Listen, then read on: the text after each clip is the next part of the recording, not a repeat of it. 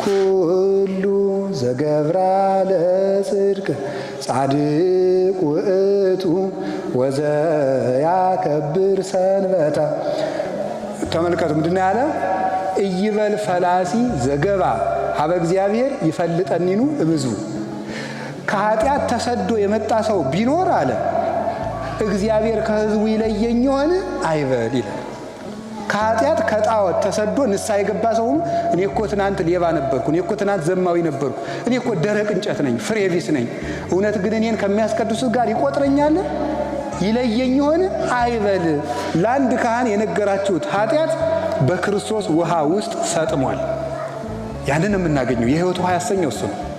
መቁረብ ያለብን እንደውም እኛ ኃጣን፣ እኛ ዋሾች፣ ሌቦቹ፣ ዘማውያን ተሰብስበን ነው መጽደቅ ያለብን።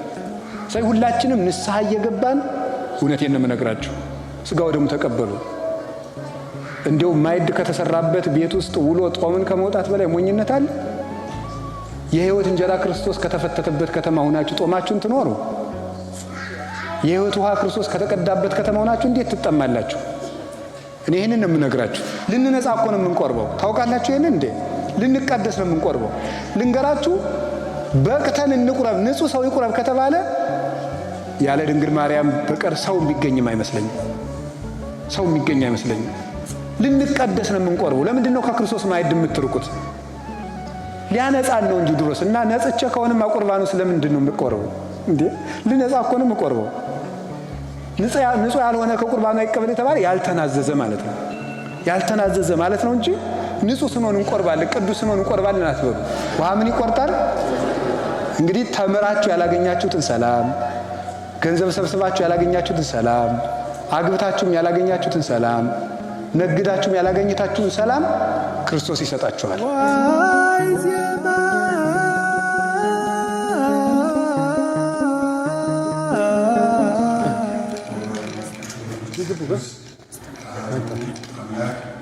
ብፁዕ አባታችን አቡነ እንባቆም በኢትዮጵያ ኦርቶዶክስ ተዋሕዶ ቤተክርስቲያን የቅድስት ሀገር ኢየሩሳሌም ሀገረ ስብከት ሊቀ ጳጳስ፣ የተከበራችሁ የገዳሙ አባቶች፣ አበው መነኮሳት፣ ቤተክርስቲያን ዲያቆናት፣ የጌታችን የመድኃኒታችን ኢየሱስ ክርስቶስ ክቡራን ቤተሰቦች የምትሆኑ ላይ በመካከላችን ተገኝቶ ሊያስተምረን ቅዱስ ፈቃዱ ይሁንልን።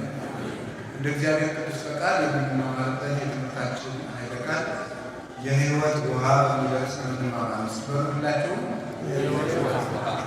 ድገም ሶስተኛ የዮሐንስ ወንጌል ምዕራፍ 4 ቁጥር 10 ላይ የምናገኘው ኃይለ ቃል ነው። ዮሐንስ ወንጌል ቅዱስ ዮሐንስ ወንጌላዊ የጌታችን የመድኃኒታችን ኢየሱስ ክርስቶስ ደገኛ ወዳጁ የሚባል ወንጌላዊ ነው። አራቱ ወንጌላውያን ወንጌሉን የመጠቀ የረቀቀ የጌታችን የመድኃኒታችን ኢየሱስ ክርስቶስን ቀዳማዊ መለኮታዊ ክብሩን አምልጦ አስፍቶ የጻፈ ወንጌላዊ ነው። ወንጌሉ መክብረ ወንጌል ነው። ከአራቱ ወንጌል በንስር የሚመሰልበት ምክንያት ንስር ከፍ ብሎ እንደሚበረው ሁሉ ዮሐንስ ወንጌላዊም የጌታችን መድኃኒታችን ኢየሱስ ክርስቶስ ቀዳማዊ ባህሪውንና አኗኗሩን በመጽሐፉ ከአራቱ ኪሩቤል በንስር የሚመሰል ነው። ይህንን ምስጢርም ያገኝበትን ምክንያት ሊቃውንት ሲያስረዱ ከጌታችን ከመድኃኒታችን ከኢየሱስ ክርስቶስ ተኛ ደግሞ እመቤታችንን ከመስቀሉ ስር የተቀበለ ሰው ነበረ። በእነዚህ በሶስቱ ምክንያት እግዚአብሔር ሰፊ ምስጢር እንዲጽፍ ፈቅዶለታል ይባላል። ከደረቱ ተጠግቶ ይቀመጥ ነበር የሚለውን ሊቃውንቱ ሲተረጉሙ ልብ እንግዲህ ያለችው ከደረት ስር ነው። በባዮሎጂም የታወቀ ነው። ከግራ ደረታችን ዝቅ ብላ ነው ልብ የምትገኘው። ስለዚህ ከደረቱ ተጠግቶ ይቀመጣል ማለት የክርስቶስ የልብ ወዳጁ ነው ማለት ነው። የልብ ወዳጅ ነበረ እና ክርስቶስን አብልጦ በመውደዱ ከዚህ የተነሳ ልዩ ምስጢር ተሰጥቶታል። ይህ አንዱ ነው። ሁለተኛ ደግሞ ንጹሕ ድንግል ነበረ። ንጽሕና እግዚአብሔርን የምናይበት መስታወትና በር ነው። አስቀድሞ የገነት በር የተዘጋብን በማደፋችን ምክንያት ነበረ። ንጽህና ግን የሰማይ ደጅን ይከፍታል፣ ኃጢአት ደግሞ የሰማይ ደጅን ይዘጋል እና ይህ ንጹህ ሰው ስለነበረ እግዚአብሔር የምስጢር በር ከፍቶለታል። ሶስተኛ እናታችን ቅድስት ድንግል ማርያምን ከመስቀሉ ስር የተቀበለ ሰው ነው። እንግዲህ ሁለት ምስጢርን ታስተውላላችሁ። አስቀድሞ በአባታችን በአዳም በእናታችን በሔዋን ጊዜ ስንወድቅ የዛፍ ፍሬ በልተን ነበር የወደቅ ነው። የወደቅንበትን ዛፍ ፍሬውን ስንበላ ከዚያ ዛፍ ስር አንዲት ሴት ትመለከታላችሁ። ያችም ሴት እናታችን ሔዋን ነበረች። ከሞት ዛፍ ስር አንዲት ሴት ነበረች፣ እሷም ሔዋን ናት። አሁን ደግሞ የዳንበት አንድ ዛፍ ታያላችሁ፣ እሱም መስቀል ነው። ከዚህኛው ዛፍ ስር ደግሞ አንዲት ሴት ትታያለች። ይቺውም ማናት? ድንግል ማርያም ናት። የሞት እናት ሔዋን ነበረች፣ የሕይወት እናት ማርያም ናት። ስለዚህ ጌታችን ኢየሱስ ክርስቶስ እንደ ነጻነት ደብዳቤ አድርጎ ነው እመቤታችንን የሰጠን። የነጻነት ደብዳቤ ዕዳችን ሰርዞ በመስቀሉ ከደመደመ በኋላ ዕዳ ለመውጣታችን ዕዳችን እንደተሰረዘ ምስክር አድርገን የምናሳያት ምልክት የምትሆን ደግሞ ሰሌዳ መለኮት የምትባል እመቤታችንን ከመስቀሉ ስር ሰጠን። ኦ ሰሌዳ መለኮት እንተ ብኪ ተጽፈ ግዛነ ኩሉ ዓለም የሚላት ሊቁ ስለዚህ ነው። የዓለሙ ሁሉ ነጻነት የተቀረጸብሽ የመለኮት ሰሌዳ፣ የአካላዊ ቃል የተቀረጸብሽ እውነተኛይቱ ታቦት ብለን የምናመሰግናት ከዚህ የተነሳ ነው እና ብቻውን ልዩ ጸጋ የሰጠው ዮሐንስ ወንጌላዊ ነበረ። ሊቃውንቱ ደግሞ ምን ላይ ይናገራሉ? ጌታ ለጴጥሮስ የመንግስተ ሰማያት መክፈቻ ቁልፍ እሰጥሃለሁ ብሎት ነበረ። ያ የመንግስተ ሰማያት መክፈቻ ቁልፍ ክህነት ነው። እመቤታችንን ደግሞ ለዮሐንስ ሰጥቶታል። ይሄን ምን ብለው ይተረጉሙታል?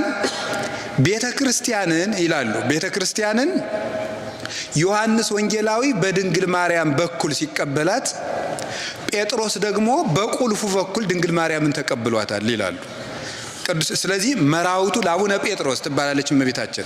የቅዱስ ጴጥሮስ የመንግስተ ሰማያት መክፈቻ ቁልፉ ማርያም ናት።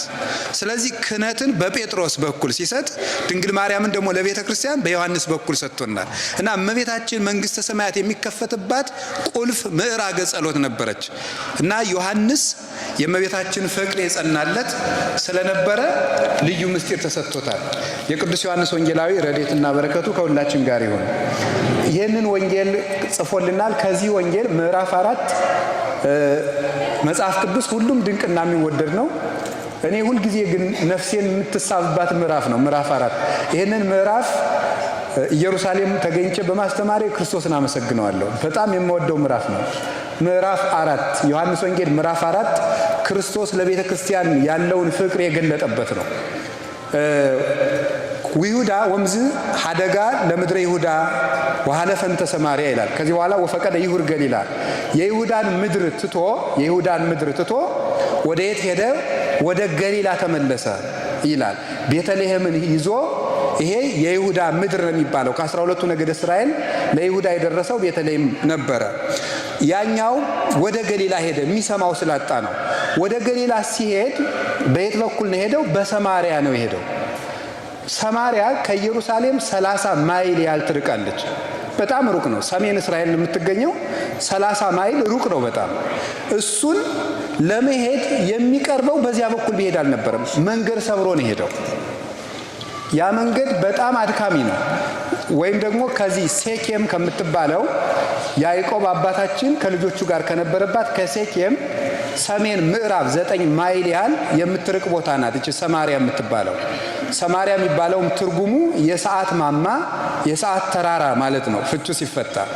እቺ ሰማርያ የምትባለው ከተማ በብሉይ ኪዳን ጊዜ ጌታችን ኢየሱስ ክርስቶስ ከመወለዱ አስቀድሞ ዘንበሪ የሚባለው የአይሁድ ንጉስ ወይም የእስራኤል ንጉስ፣ የሰሜን እስራኤል ንጉስ ማለት ነው።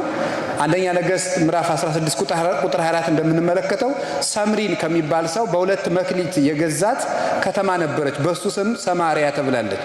በኋላ ስልምናሶር መጥቶ 10ሩን ነገደ እስራኤል፣ ይሄ ኢየሩሳሌም የ2ቱ ነገድ ርስት ነበረ፣ የነገደ ብንያምና የነገደ ይሁዳ ማለት ነው። 10ሩ ነገድ በኢዮርብዓም ዘመን ተከፍሎ ሰሜን እስራኤል ነው የሄደው። ከዚያ በኋላ ከሰሎሞን ልጅ ከሮብዓም ጊዜ በኋላ ምንድነው የሚሆነው? እስራኤል ብለን ስንጠራ እስከሚጠት ድረስ ከባቢሎን እስከተመለሱበት ጊዜ ድረስ እስራኤል ብለን የምንጠራው ሰሜን እስራኤልን ነው። ይሄኛው ምን እየተባለ ነው የሚጠራ? ይሁዳ እየተባለ ነበር የሚጠራ። ከተመለሱ በኋላ ደግሞ አንድ ላይ እስራኤል የሚል ስምን አግኝተዋል ማለት ነው። ታውቃላችሁ እስራኤል ማለት የእግዚአብሔር ሕዝብ ማለት ነው። እና ሲለያዩ እስራኤል የሚለውን ስም ያጡታል፣ አንድ ሲሆኑ ደግሞ ያገኙታል። የእግዚአብሔር ሕዝቦች ምልክታቸው አንድ መሆን ነው። መለያየት ሲኖር የእግዚአብሔር ሕዝብ መባልን እናጣዋለን። ስም ራሱ ነው የምናጣው። እንኳንስ ሽልማቱን እንኳን በረከቱን ስሙንም ይነጥቀናል እግዚአብሔር። ታዲያ በዚያ ይሄ ስልምናሶር ምን አደረገ? እስራኤል ሀገራቸው እንዳይናፍቃቸው ወደ ሀገራቸው የመመለስ ሐሳብ እንኳን እንዳይኖራቸው አምጥቶ የፋርስ ሰዎችን በሰማርያ ያሰፈራቸው። በጣም ያስደንቃል። ሀገር ሲጠፋ እንዴት እንደሚጠፋ ላሳያችሁ። የማታውቁት ነው አይደል? ታውቁታላችሁ። ሀገር የሚጠፋው የሀገራችን የኢትዮጵያም ጥፋት በዚህ መልኩ ነው የሚጠፋው። የምታዩት ነው። እስራኤል ስትጠፋ ናቡከደነጾርና ስልምናሶር ያደረጉት 3 ነገር ነው። አንደኛ የእስራኤል ኃያላንንና አርበኞችን ማጥፋት። ሁለተኛ ምን ማድረግ ነው ደግሞ? ቤተ መቅደሱን ማፍረስ። ሶስተኛ ሕፃናትን ባቢሎን ወስዶ በስርዓተ ትምህርት መበከል። በእነዚህ በ3ቱ ሀገር ይጠፋል። ሕፃናት በተበላሸ ስርዓተ ትምህርት ሲበከሉ፣ ኃያላን ወይም ደግሞ ጎበዛዝቱ ወይም ጉልማሶች በጦርነት ሲያልቁ፣ ሶስተኛ ደግሞ የሚጸልዩ አረጋውያንና ካህናት ደግሞ ከቤተ መቅደስ ሲያልቁ ሀገር ይጠፋል። እንዲህ አድርጎ ሕዝብ ተስፋ እንዲቆርጥ ነው። ቆይ እግዚአብሔር ያወጣናል እንዳንል መቅደሱ ፈርሷል። ሕፃናት አድገው ያወጡናል እንዳንል አይምሯቸው ተበክሏል። ኃያላኑ ተዋግተው ያድኑናል እንዳንል ሙተው አልቀዋል። በምን እንወጣለን ብለው የመመለስ ሐሳብ እንዳይኖራቸው ደግሞ ጭራሽ ሀገራቸው እንደው መቼም ትዝ እንዳይላቸው እነሱን ወደ ባቢሎንና ወደ ፋርስ ከወሰዱ በኋላ ከፋርስ የመጡ ሰዎችን ሰማርያ ያሰፍሯቸው። እነዚያ የሰማርያ ሰዎች እዚህ መጥተው ሲቀመጡ ሰማርያ ተብለው ከተቀመጡ በኋላ የእስራኤልን አምላክ ማምለክ ትተው ጣዖት በማምለካቸው እግዚአብሔር ጅብና አንበሳ እያስነሳ ፈጃቸው። እና ምን ብለው ነው የላኩበት? የሀገሪቱን ልማድ አልለመዱምና አውሬ ፈጃቸው የሚል መልእክት ነው የተጻፈላቸው። የሀገሪቱ ልማድ እግዚአብሔር ነው። ሀገር ያለመደችውን አታኖረውም። ለጥቂት ቀን ሊኖር ይችላል እንጂ እግዚአብሔርን የለመደች አገር ውስጥ ክፋትን ይዞ የሚመጣ የተሾመ ሰው ሊኖር አይችልም። የጊዜ ጉዳይ ነው እንጂ ይጠፋል። የሀገሪቱ ልማድ አይደለም ብለው ጻፉለት። በሉ እንደ ሀገሪቱ ልማድ ኑሩ ሲላቸው በአብርሃም አምላክ፣ በይስሐቅ አምላክ፣ በያዕቆብ አምላክ እናመልካለን እያሉ በስም ወደ እግዚአብሔር ተመለሱ። ስርዓቱን ባያውቁትም ኦሪትን ባይጠብቁም ከሙሴ ሕግ ደግሞ 5ቱን ብቻ መርጠው ተቀበሉ። እነዚህ ናቸው ሳምራውያን፣ ሰማርያውያን የሚባለው። እቺ ሳምራዊት ሴት የምትባለው ከነዚህ ወገን የተወለደች ናት። እና እነዚህ ከዚያ የተቀላቀሉ ናቸው ብለው ስለሚያስቧቸው 5ቱን የሙሴ ሕግ ብቻ ይቀበላሉ ብለው ስለሚያስቧቸው እስራኤል ወይም አይሁድ ጨርሰው ነው የሚጸየፏቸው ከተመለሱ በኋላ። መንገዱ እናንተ ከዚህ ስለምትኖሩ እናንተ ከኔ ይልቅ ታውቁታላችሁ። በሰማርያ መሄድ በጣም ረጅም መንገድ ነው። አይሁድ ሳምራውያንን በመንገድ እንኳን እንዳያገኛቸው ሩቅ መንገድ፣ ዛሬ የተቀየሰው አስፋልት ራሱ በዚያ ባይቀየስ ይቀርብ ነበረ። ግን እነሱን ላለማየት ተብሎ ሩቅ ጎዳና ሄደው ነው መንገድ ያበጁት። ጌታችን መድኃኒታችን ኢየሱስ ክርስቶስ ግን ያንን መንገድ ተወና ወዴት ሄደ? ወደ ሰማርያ ሄደ። ኢየሩሳሌም ስመጣ ሁልጊዜ ክርስቶስን ሳስብ የሚታሰበኝና የሚያሳዝነኝ ያን ሁሉ ጎዳና ሄደው መንገድ ነው። ያን ሁሉ ጎዳና ለምን እንደሄደ አሳያቸዋል። በቀትር ሰዓት ነው ሄደው። በቀትር ሰዓት ወደዚያች ቦታ ሄደ፣ ወደ ሰማርያ ሲደርስ ደቀ መዛሙርቱን ምሳ ግዙ ብሎ ወደ ከተማ ሰደዳቸው። እሱ ሄደና ከውሃ ጉድጓድ አጠገብ ተቀመጠ። 6 ሰዓት ነበረ። በ6 ሰዓት ከውሃ ጉድጓድ አጠገብ ተቀመጠ። ከውሃው ጉድጓድ አጠገብ ሲቀመጥ አንዲት ሴት ውሃ ልትቀዳ መጣች። እቺ ሴት ምንድናት? ሳምራዊት ናት። ሳምራውያን በአይሁድ እንደ እንስሳ ነው የሚቆጠሩ። ያው የአይሁድን ትዕቢት ታውቁታላችሁ አይደል? ምን ብለው ነው የሚያስቡት? የእግዚአብሔር ምርጥ ፍጥረት አይሁዳውያን ናቸው፣ ሌላው ለእስራኤል መገልገያ የተፈጠረ ነው ብለው ነው የሚያስቡት። ከዚህ የበለጠ ትዕቢት የለም። ለእግዚአብሔር አገልጋይ እንደ ዕቃ፣ እንደ በሬ፣ እንደ ላም እንግዲህ እንስሳት ነው ለሰው የተፈጠሩ። ሌላው ለእኛ አገልጋይነት ነው የተፈጠረ። እግዚአብሔር መርጦ የፈጠረው ዘር የአብርሃም ዘር ነው ብለው ነው የሚያስቡት እና ሌላውን ይጸየፉታል። ቆሻሻን ከምንጸየፈው እጥፍ እስራኤል ሌላን ዘር ይጸየፋሉ፣ ይታወቃሉ። አሁን እኮ በክርስቲያኖች በፊት ምራቅ ይተፉ ነበር ይባላል። ምራቅ የሚተፉት አሁን ክርስቶስን በመጸየፍ ብቻ መሰላችሁ ዘራችንን ጭምር ነው የሚጸየፉት። እግዚአብሔር ደግሞ ያንን ትዕቢታቸውን ለማስታገስ ነበር እነ ዳዊትን ከነ ኑሃሚን የልጅ ከሩት እያስወለደ ከአሕዛብ እያመጣ ከነ ረዓብ ዘማ እያመጣ አባታቸው አብርሃምስ ቢሆን አሕዛብ አልነበረምን እያለ ሊዘልፋቸው ይህንን ያደርግባቸው ነበር እና ይሄን መንገድ ሰብሮ ሄደ ጌታ። እዚያ ሲሄድ 6 ሰዓት ላይ ያቺ ሴት ውሃ ልትቀዳ መጣች። እንዲህ አላት፣ እባክሽን ውሃ ስጭኝ አላት። ውሃ ስጭኝ ስትለው እንዴ እፎኑ እንዛ አይሁዳዊ አንተ እማቤየ ትስእል ከመ ትስተይ ማየ፣ አንተ አይሁዳዊ ስትሆን እኔ ሳምራዊት ስሆን እንዴት ከኔ ውሃ ትለምናለህ አለችው። ምክንያቱም ሳምራውያን አይሁዳውያን እንደሚጸየፋቸው ነው። እንኳንስ ውሃ ለመጠጣት የሳምራውያን ዕቃ ነው ከተባለ ራሱ ይሰብሩታል እንጂ አይጠቀሙበትም።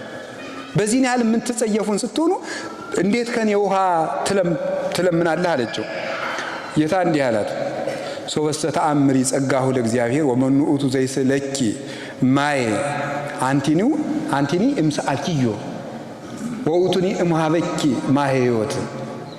የእግዚአብሔር ጸጋ ምን እንደሆነ ብታውቂ፣ ውሃ ጠጭኝ የሚልሽ ማን እንደሆነ ብታውቂ ኖሮ ይልቁንም አንቺ ተለምኘው ነበር፣ እሱም የሕይወት ውሃ ይሰጥሽ ነበር ይላል አላት። እሷ ደግሞ ምን አለችው? እግዚእ እንዴት ያለች ብልህ ሴት እንደነበረች በእውነቱ አነጋገር የምታውቅ ሰው ባነጋገሩ መንግስተ ሰማያትን እንደሚያጣት ታውቃላችሁ። እግዚእ ጌታዬ አለችው። ማይኒ አልብከ ማየብኒ አልብከ፣ መቅጃ የለህም። ዋዘቅቱኒ እሙቅ ውእቱ፣ ጉድጓዱም ጥልቅ ነው። ማየቴ ለከ እንከ ማየ ሕይወት፣ የሕይወት ውሃ ታዲያ ወዴት አለ? አንተኑ ተአቢ እምያዕቆብ ዘወሀበነ ዘንተ ማየ፣ ይህን ውሃ ከሰጠን ከያዕቆብ አንተ ትበልጣለህ አለችው። እሱ ደግሞ ቀጠልና የእሱን አነጋገር ቆይ መልሼ ሳብራራው አሳያችኋለሁ እንዴት አድርጎ እንደሚያስተምር። ምን አላት?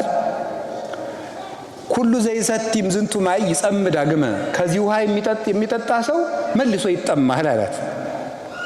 ወዘሰ ይሰቲ እማይ ዘውቦ አነ ይጸም ዳግመ፣ እኔ ከምሰጠው ውሃ የሚጠጣ ግን ዳግመኛ አይጠማም አላት። እሷ ደግሞ ምን አለችው? እግዚእ ሀበኒ ዘንተ ማየ ከመ ይጽማ ወይምጻ ዳግመ ከመ እቅዳ ማየ፣ መልሼ እንዳልጠማ ልቀዳም እንዳልመላለስ እባክህ አንድ ጊዜ ተጠጥቶ ሁል ጊዜ የማያስጠማ ያልከውን ያንን ውሃ ስጠኝ አለችው። እሱ ደግሞ ምን አላት? ሁሪ ወፀውኢ እምተኪ፣ ባልሽን ጥሪና ነይ ይሰጥሻለሁ አላት።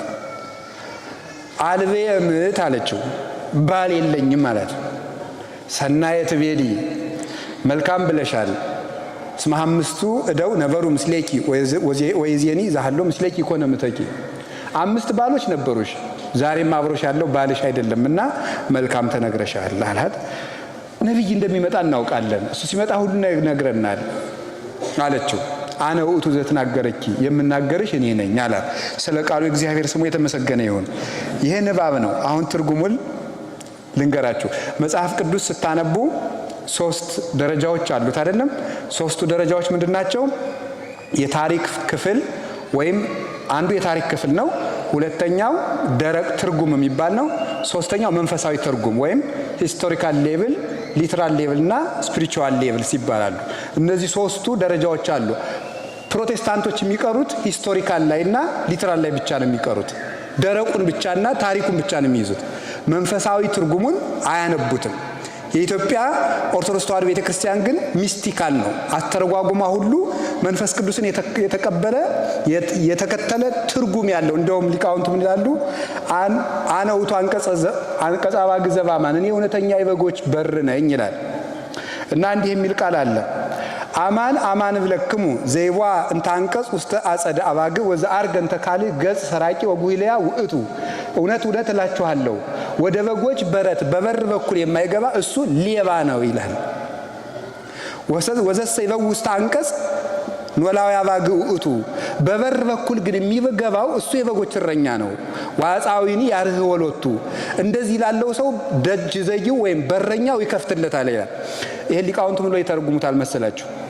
ወደ በጎች በረት በበር የማይገባ የበግ ሌባ ነው የተባለው፣ በመስኮት የሚገባ የተባለው የበጎች በር የተባለ መጽሐፍ ቅዱስ ነው ብለው ይተረጉማሉ ሊቃውንቱ።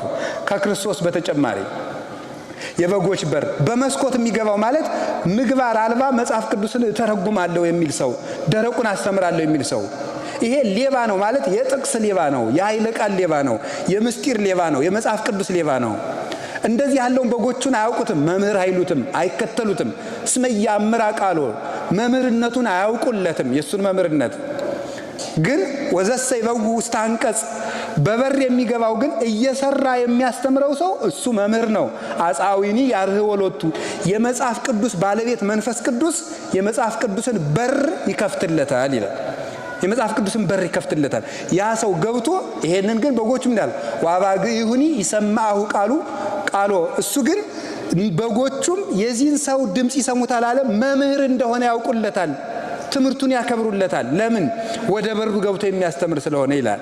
እና መንፈሳዊ ትርጉሙን ልንገራቸው። መጽሐፍ ቅዱስ እንዲሁ ዝም ብሎ መጽሐፍ ቅዱስ በኦሪት ዘሌዋውያን ስታነቡ የብሉይ ኪዳኑን በግ ነው የሚመስለው መጽሐፍ ቅዱስ ይላሉ ሊቃውንት። በጉ አለ አይደለም? አታውቁም? በግ አሁን ለሁላችሁ አንድ በግ ሰጥቼ እንዳታርዱት ብላችሁ ጥቅም አለው? በጉን ሰጣችሁ እንዳታርዱት ግን ለፋሲካ ይሆናችሁ ብል ምን ያደርግላችኋል?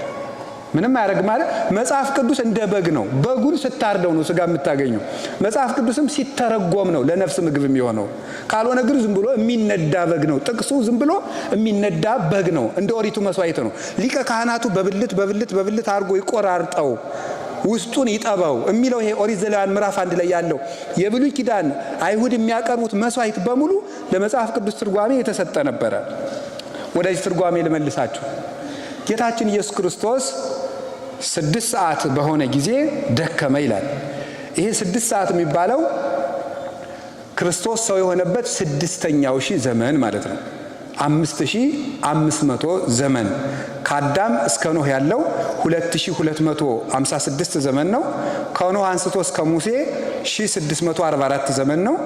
ከሙሴ አንስቶ እስከ ክርስቶስ 1600 ዘመን ነው። ይህን ስትደምሩት 5500 ዘመን ይባላል። ይሄ 6ኛው ሺህ ነው። ስለዚህ በ6 ሰዓት ክርስቶስ ደከመ የተባለው በ6ኛው ሺህ ጊዜ ክርስቶስ ሰውን ለማዳን የሚደክምበትን ስጋ ለብሶ መከራ ተቀበለ፣ ተመላለሰ ተብሎ ነው የሚተረጎመው። ከውሃው ወደ ውሃ ጉድጓድ መጣ ማለት ምንድነው ትርጉሙ? ወደ ውሃ ጉድጓድ መጣ የተባለው ምንድነው? ሊቃውንቱ ይተረጉሙታል። ጉድጓድ የተባለ የኛ ጥልቅ ኃጢአታችን ነው ይላል። ይሄንን ነበር ቅዱስ ዳዊት መዝሙር 129 ላይ እማይምቅ ጸዋይኩ ከእግዚኦ አቤቱ ከጥልቅ ጉድጓድ እጠራሃለሁ ያለው ለዚህ ነው።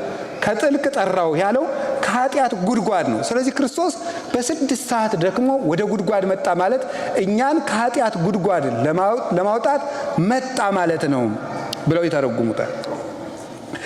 ሁለተኛ ደግሞ በሰሙ ስንወስደው በታሪኩ ስንወስደው 6 ሰዓት መጣ።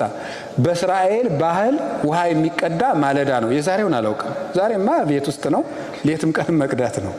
ድሮ ግን የጉድጓድ ውሃ ምንጭ ቀዱ ሳለ እስራኤል ውሃ የሚቀዱት ጧት ቀደም ብለው ነው። በኢትዮጵያም በገጠር የሚቀዳው ጧት ነው። ስለዚህ ማለዳ ነው የሚቀዳው። ከ3 ሰዓት በኋላ ውሃ ይቀዳም ነበረ። አሁን እቺ ሴት ስታገባ አስማንዲዮስ የሚባል ጋኔን አለ።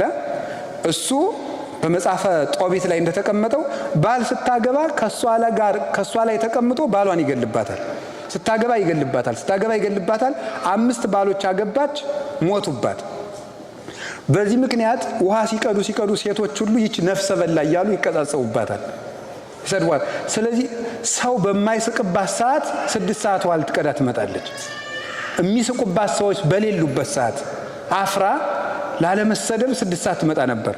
የሰውን ችግር የሚያውቅ ክርስቶስ በዚህ ሰዓት ወደ ጉድጓዱ ሄደ። ለዚያ ነበረ ለሷ ችግር ብሎ 6 ሰዓት ሄደ። ማገልገል ማለት ሰዎችን ማገልገል ማለት ፕሮቶኮል አይደለም። ወደ ሰዎች ችግር መግባት፣ የሰዎችን ችግር የራስን ያህል አድርጎ ማሰብ ነው። ካህን መምህር በዚህ መጠን ነው ለክርስቶስ ለምእመናን ማሰብ የሚገባው። የሚያሳፍረውን ሰው የሚያፍርበትን ቦታ ትቶ ከማያፍርበት አግኝቶ ሰውን ማዳን፣ መጠገን ስለዚህ በ6 ሰዓት ሄደላት እንደምታፍር ያውቃልና ማታፍርበት ሰዓት ላይ ሄደ አገኛት በችግሯ ሰዓት። ሌላው ቀርቶ የራሱ ተማሪዎች እንኳን እንዲሰሙባት አልፈለገም ገመናዋን። ደቀ መዛሙርቱ እንዳይሰሙ ደግሞ እነሱን ለምሳ ላካቸው፣ ብቻዋን እንድታወራው ማለት እንድታወገው ችግሯን እንድትነግረው። ሄዶ ደግሞ አንቺ ሴት 5 ባል አግብተሽ ነበረ እንዲህ ያለ ችግር አለብሽ አላላትም። የዘንድሮ ስብከት የኃጢአት ሪፖርት እኮ ነው። አሁን ሰባኪው ሁሉ የያዘው ህዝቡን ሁሉ ህዝቡ የሚሰራውን ኃጢአት እንደ ሪፖርት መልሶ ኃጢአቱን ነግሮ ቤቱን ይሰደዋል። ኃጢአቱን ህዝቡ ያውቀዋል፣ እንዴት ብሎ እንደሚወጣ ነው ያቃተው እንጂ መንገድ ማሳየት ነው። ጌታችን ኢየሱስ ክርስቶስ ኃጢአትሽ እንዲህ ነው 5 ባል ነበረሽ አላለም። ምንድን ነው ያላት? ይልቁን ውሃ ስጪኝ ነው ያላት። አንድን ሰው በኃጢአት እንዴት እኔ ሳምራዊት ስሆን ከኔ ውሃ ትለምናለህ? አንድን ሰው በኃጢአት ከወደቀበት ለመልካም አገልግሎት ትጠሩታላችሁ። እኔ አንተ ለዚህ ፈልጋለሁ፣ አንተ ለእንደዚህ ያለ ቁም ነገር ትሆናለህ ስትሉት እኔ ረባለሁ ይላል ማለት። ይሄን ነው እቺ ሴት የመለሰችው። ስለዚህ አንድን ሰው በኃጢአቱ ከመጀመር አስፈላጊነቱን ነግሮ መጀመር ሰዎችን ከክፋት ያወጣቸዋል። ልክ እናት አባትም ሆናችሁ ልጆችን ስታሳድጉ በሱስ ቢጠመዱ ሱስህን ተው፣ አንተ ልጅ ሱሰኛ ነህ ሰካራም ነህ ከማለት አንተ እኮ ለዚህ ትሆናለህ፣ አንተ እኮ ለዚህ ቁም ነገር የምትበቃ ሰው ነህ ሲሉት ሰው ለክብሩ ስለሚጨነቅ አስፈላጊነቱ ሲነገረው ከክፋት መመለስ ይችላል። ስለዚህ ጌታችን ኢየሱስ ክርስቶስ በሚያንጻት መንገድ ውሃ ስጪኝ አላት። አንተ እንዴት ከኔ ውሃ ትለምናለህ አለች። አይ እኔ ሳምራዊት አንተ አይሁዳዊ አለች። ተራ ክርክርን ተወና ቀስ ብሎ ወጉን ደግሞ አጥፎ ወደ ሌላ ወሰደው። እኔ አይሁዳዊ ነኝ፣ አንተ አይሁዳዊ ነህ፣ እኔ ሳምራዊት ነኝ፣ ውሃ እንዴት ልሰጥ እችላለሁ ነው እንዴ? አይሁዳዊ በሆንስ እንደዚህ ዘር ማብራራት ውስጥ አልገባም። ዝም ብሎ ምንድን ነው ያለው? ውሃ የሚለምንሽ ማን እንደሆነ አላወቅሽም ነው። ከሰዎች ጋር የማይረባ ክርክር ውስጥ መግባት ትክክል አይደለም። ክርክር ያጋንንትና የኃጥአን ምልክታቸው ነው፣ መገለጫቸው ነው። ስለዚህ ስለ ዘሩ አልተከራከራትም። አንቺ ሳምራዊት ነሽ፣ እኔ አይሁዳዊ ነኝ፣ አዎ እውነትሽን ነው፣ ሳምራዊ ማለት እንደዚህ ነው ብሎ ከዘር እንድትወጣ ነው ያደረጋት። ወጣና ወደ ሕይወት ውሃ እንድትሻገር ነው የፈለገ። እሱን ታዩ፣ ይሄኛውን ዘር ታይና ከኔ የምትወለብጅበትን መንፈሳዊ ልደት ልንገርሽ፣ እሱን ሳምራዊነትሽን ታዩ፣ የኔን አይሁዳዊነትን ታዩ ነበር ያለ። ዘመዶቼ እውነት ያዛመደን ክርስቶስ ነው። ይሄን በየወጡ የምንቋጠረውን ነገር ካልተውን በእግዚአብሔር መንግስት እድል ፈንታ ጽዋ ተርታ የለም። አሁን እኔ እንደዚህ ነኝ፣ የኛ ዘር እንደዚህ ነው፣ የኛ ዘር እንደዚህ ነው የሚል ሰው እውነቴን ነው የምነግራችሁ፣ እግዚአብሔርን የሰቀለ ሰው ማለት ይሄ ነው። እግዚአብሔርን የሚሰቅለው ሰው ዘረኛ ሰው ነው። ዘረኛ ሰው የክርስቶስ ባላንጋራው ነው። ክርስቶስ የቤተ ክርስቲያን ምንድን ነው? ራስ በሉ እስቲ ሲበሉ በሉ እንጂ ምን አላችሁኝ? አቤት ራስ ነው አይደል እንዴ? ራስ ምንድን ነው? ክርስቶስ ራስ የሚለው ለምን ይመስላችኋል? ሰብሳቢ ማለት ምን ማለት ነው? ሰብሳቢ ነው። እጅን እግርን እንደም ሁሉ ሰብስቦ የሚይዘው ማን ነው? አቤት ራስ ነው። ራስ ነው። ለምሳሌ እጅን እግርን ይሄን ሁሉ የሚያስተዳድረው ማን ነው? ኮማንድ ሴንተር የሚባለው ማን ነው? አይምሮ ነው አይደለም እንዴ? ለእጅ እዚህ ላይ ሜሴጅ ትራንስሚተር ሴልስ አሉ። እነዚህ ናቸው የሚያስተላልፉት። ዋናው ግን አይምሮ ነው። እዚህ ላይ አንዱ ሰው በመርፌ ብትወጉት እዚህ ላይ ያሉ ሴሎች ወደ አይምሮ ነው መልእክት የሚያስተላልፉ። ህመም የሚሰማን አይምሮ እዚህ ግዛቴ ላይ ችግር አለ ብሎ ሲያውቅ ነው። የዚያ ሪያክሽን ነው ህመም የሚባለው። ስለዚህ ሰው ምንድነው ከተባለ የሰው አስተዳዳሪው አይምሮው ነው። አይምሮው ነው፣ ራስ ነው። ክርስቶስ ራስ ነው ማለት ሰብሳቢያችን ነው። አንድ ሰው ዘረኛ ሲሆን ግን ከክርስቶስ ራስነት ነው የሚወጣው። ዘረኛ ሆነ ማለት ይህች ጣት ተቆርጣ ወደቀች ማለት፣ ከወደቀች በራስ መግቦት ይቀርባታል፣ የተጣራ ደም ይቀርባታል፣ የተጣራ ኦክሲጅን ይቀርባታል። ከዚያ በኋላ ትወድቃለች፣ ትበሰብሳለች። ንጹህ ልክ ቅዱስ አግናጢዮስ እንደሚናገረው ክርስቶስ ራስ ነው፣ ቤተክርስቲያን አካል ናት ይልና አካል ጤና እንዲኖር ኦክሲጅን እና ደም ያስፈልገዋል ይላል። ደም ቁርባን ነው፣ ኦክሲጅን ደግሞ ስርዓተ ቤተክርስቲያንና ጸሎት ነው ብሎ ይናገራል። አንድ አካል ግን ከዚህ ከተቆረጠ ደምና ኦክሲጅን አያገኝም። አንድ ሰው ከክርስቶስ አንድነት ከተለየ ቁርባንም ጸሎትም መግቦተ መንፈስ ቅዱስንም አያገኝም። ተቆርጦ የተጣለ ምንድነው? ዛፍ ነው። ንበሩ በ ወአነ ብክሙ፣ እናንተ በእኔ ኑሩ እኔም በእናንተ። ዮሐንስ ወንጌል ምዕራፍ 15 ላይ ሲናገር እኔ የወይን ግንድ ነኝ እናንተ ቅርንጫፍ ናችሁ፣ እንዲሁ ቅርንጫፍ በግንዱ እንዲኖር እናንተ በግንዱ ኑሩ። ስለዚህ እችን ሴት ያወጣት ከምን እንደሆነ ታውቃላችሁ? ከዚህ ዘሯ አወጣት። እኛንም ያወጣል።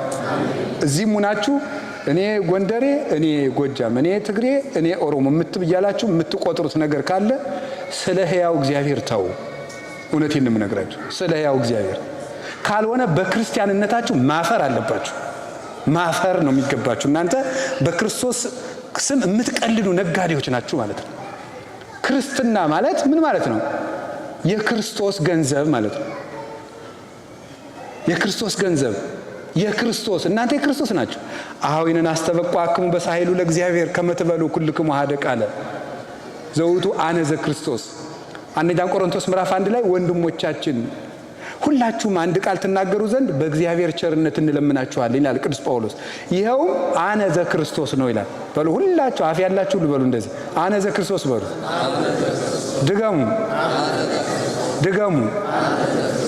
ስለዚህ ትናንትና እዚህ ከቦታ ቦታ የሚያንቀሳቅሰን ሾፌር አለ እና የአረብ ክርስቲያን ነው፣ ካቶሊክ ይመስለኛል ስገምት። እና ስምህ ማን ነው አልኩት። ስምህ ማን ነው ብዬ ስጠይቀው ባሱ ላይ መስቀል አድርጓል። this is my name አለ። የኔ ስም የትኛው ነው አለ። ይሄ መስቀል ክርስቲያን ነው ማለት ነው።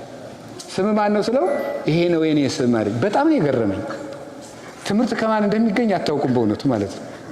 ከሰዓት ይሄን ነበር በህሊና ሳወርድ የነበረው። እኛ መቼ ነው ይሄን የምንመልሰው ነው? መቼ ነው ይሄንን የምንመልሰው?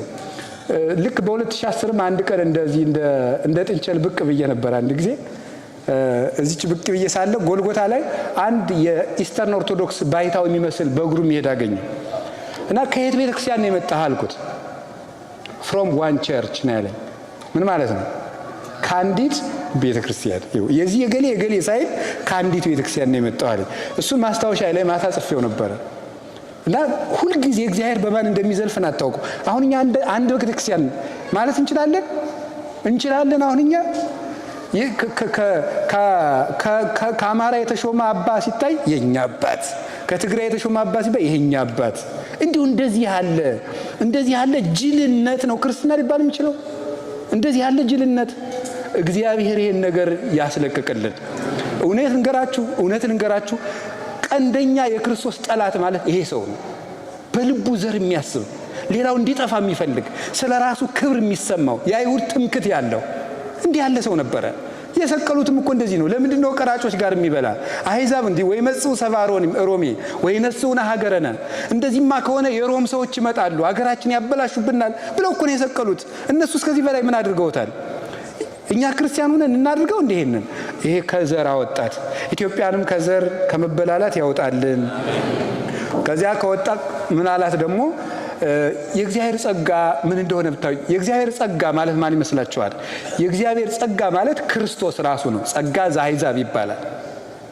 አሁን እዚህ ሊጦን ላይ የቀዳሜ ሊጦን ላይ ቀዳሜ ጸጋ ኢየሱስ ክርስቶስ ኃይሉ ወጥበቡ ላሁ ይላል። ቀዳሜ ጸጋ ማለት ቀዳማዊ ራሱን ጸጋ አድርጎ የሰጠ ብለው ይተረጉሙታል አበው። ቀዳማዊ አካሉን ወልድ ሕፃን ተወልደ ለነ ወልድ ተውህበ ለነ ይላል።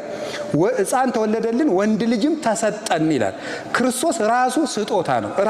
ራሱ ትልቅ እድል ነው። የእግዚአብሔር ቤተሰቦች ሰውን ቢወደው ወይ ቀዶ ያለብሰዋል ወይ ቆርሶ ያጎርሰዋል።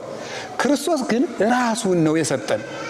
ለዚህ እኮ ነው ስናስቀድስ መኑ ይመስለከ ምና አማልክት እግዚኦ፣ አማልክት ዘበጸጋ ከሚባሉ ከነቢያት ከሐዋርያት እንዳንተ ያለ ማን ነው?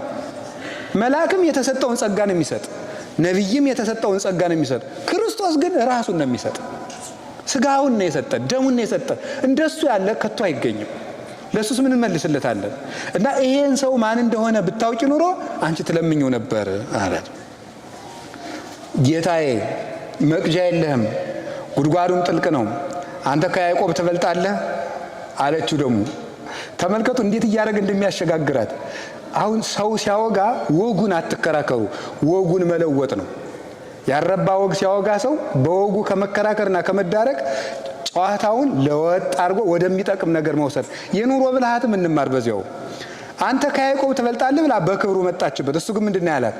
እንዴ ኧረ እኔ ያዕቆብ ፈጣሪ ነኝ አርፈሽ ተቀመጭ አላለም። ምንድነው ያላት መሰላችሁ? ከዚህ ውሃ የሚጠማ የሚጠጣ ምን ይላል ነው ያለ። አያችሁ ወጉን እንዴት እንደሚለውጠው። ከዚህ ውሃ የሚጠጣ ይጠማል ነው ያላት እንጂ እንዴ እኔ ከያዕቆብ እበልጣለሁ ብሎ ስለ ራሱ ክብር መከላከያ አላቀረበው። የራሱን ተውና እሷን ነው ታዩ። እሱን አሁን የኔን ክብር ታዩ ውሃ ላይ ገባሻል፣ ቁም ነገሩ ያንቺ የማያስጠማውን ውሃ ማግኘት ነው እያላት ነበረ። እሱን እንግዲያስ ያን ውሃ ስጠኝ አለችው። ባልሽን ጥሪና ልስጥሽ አላት። አሁን ንስሐ እንድትገባ ጋበዛት ማለት ነው። 5 ባላድ የነበረች እነዚያን ይዘሻቸው የኖሮችሽን ኃጢአቶችሽን ንገሪኝ ማለቱ ነበረ። የለኝም አለች። የለኝም አለችው። ዋሽታለች አልዋሸችም? 5 ባል ነበረ ሙተዋል አይደል? ግን አንዱን ባል ምን ብለዋለች? ሴቶቹ ባል የሌላት እያሉ ከሚሰድቡኝ ቀለብ እየሰፈርኩልህ እንዲሁ ባሏ ተብለ ተቀመጥ ብላ የሆነ ቦታ አስቀምጣ ነበር። ያን አስቀምጣለች። ለዚህ ነው አብሮሽ ይሄ አሁን ያለው ባልሽም ባል አይደለም ያላት። አሁን ዋሽታለች አልዋሸችም? አቤት ዋሽታለች። አላታ ባል አስቀምጣለች ባል እኮ። ስለዚህ 5 ባል ነበረኝ ነው ማለት የነበረባት። ዛሬም ደግሞ አንድ የስም ባል አለኝ። ወንዶች ዛሬም የስም ባል እንዳትሆኑ እሺ። የስም ዝም ብሎ ባል ብቻ ማለት ነው። ባል ብቻ መሆን አይገባም። ባል ክርስቶስን የሚወክል ነው፣ ራስ ነው ለቤቱ ማለት ነው። እና መናገር ሲገባት ዋሸች። አሁን የጌታ ንግግር ተመልከቱ ምን እንዳላት። አንቺ 5 ባል ነበረሽ አይደል እንዴ? አሁንስ አንድ አስቀምጠሽለ እንዴ? የማይሞትብሽ ቢሆን እኮ ልታገቢው ነው። እስኪ ቆይ ጤንነቴን አይቼ ብለሽ ነው እንዴት ተዋሻለሽ አላለም። ምንድን ነው ያላት? መልካም ብለሻል። ይውላችሁ መልካም ብላለች እንዴ? አላለችም እኮ። ግን ሰውን ሲያደንቁት ነው ልቡ የሚመለስ። ሰው በአንደኛ ደረጃ የሚያከብረው ማንን ነው ካላችሁኝ ራሱን ነው። ራሱን ነው። ሰው በዚህ በሀገራችን እኔ እዚህ ኢትዮጵያ ውስጥ ሳይ ገጠር ስላደኩ ጭቃ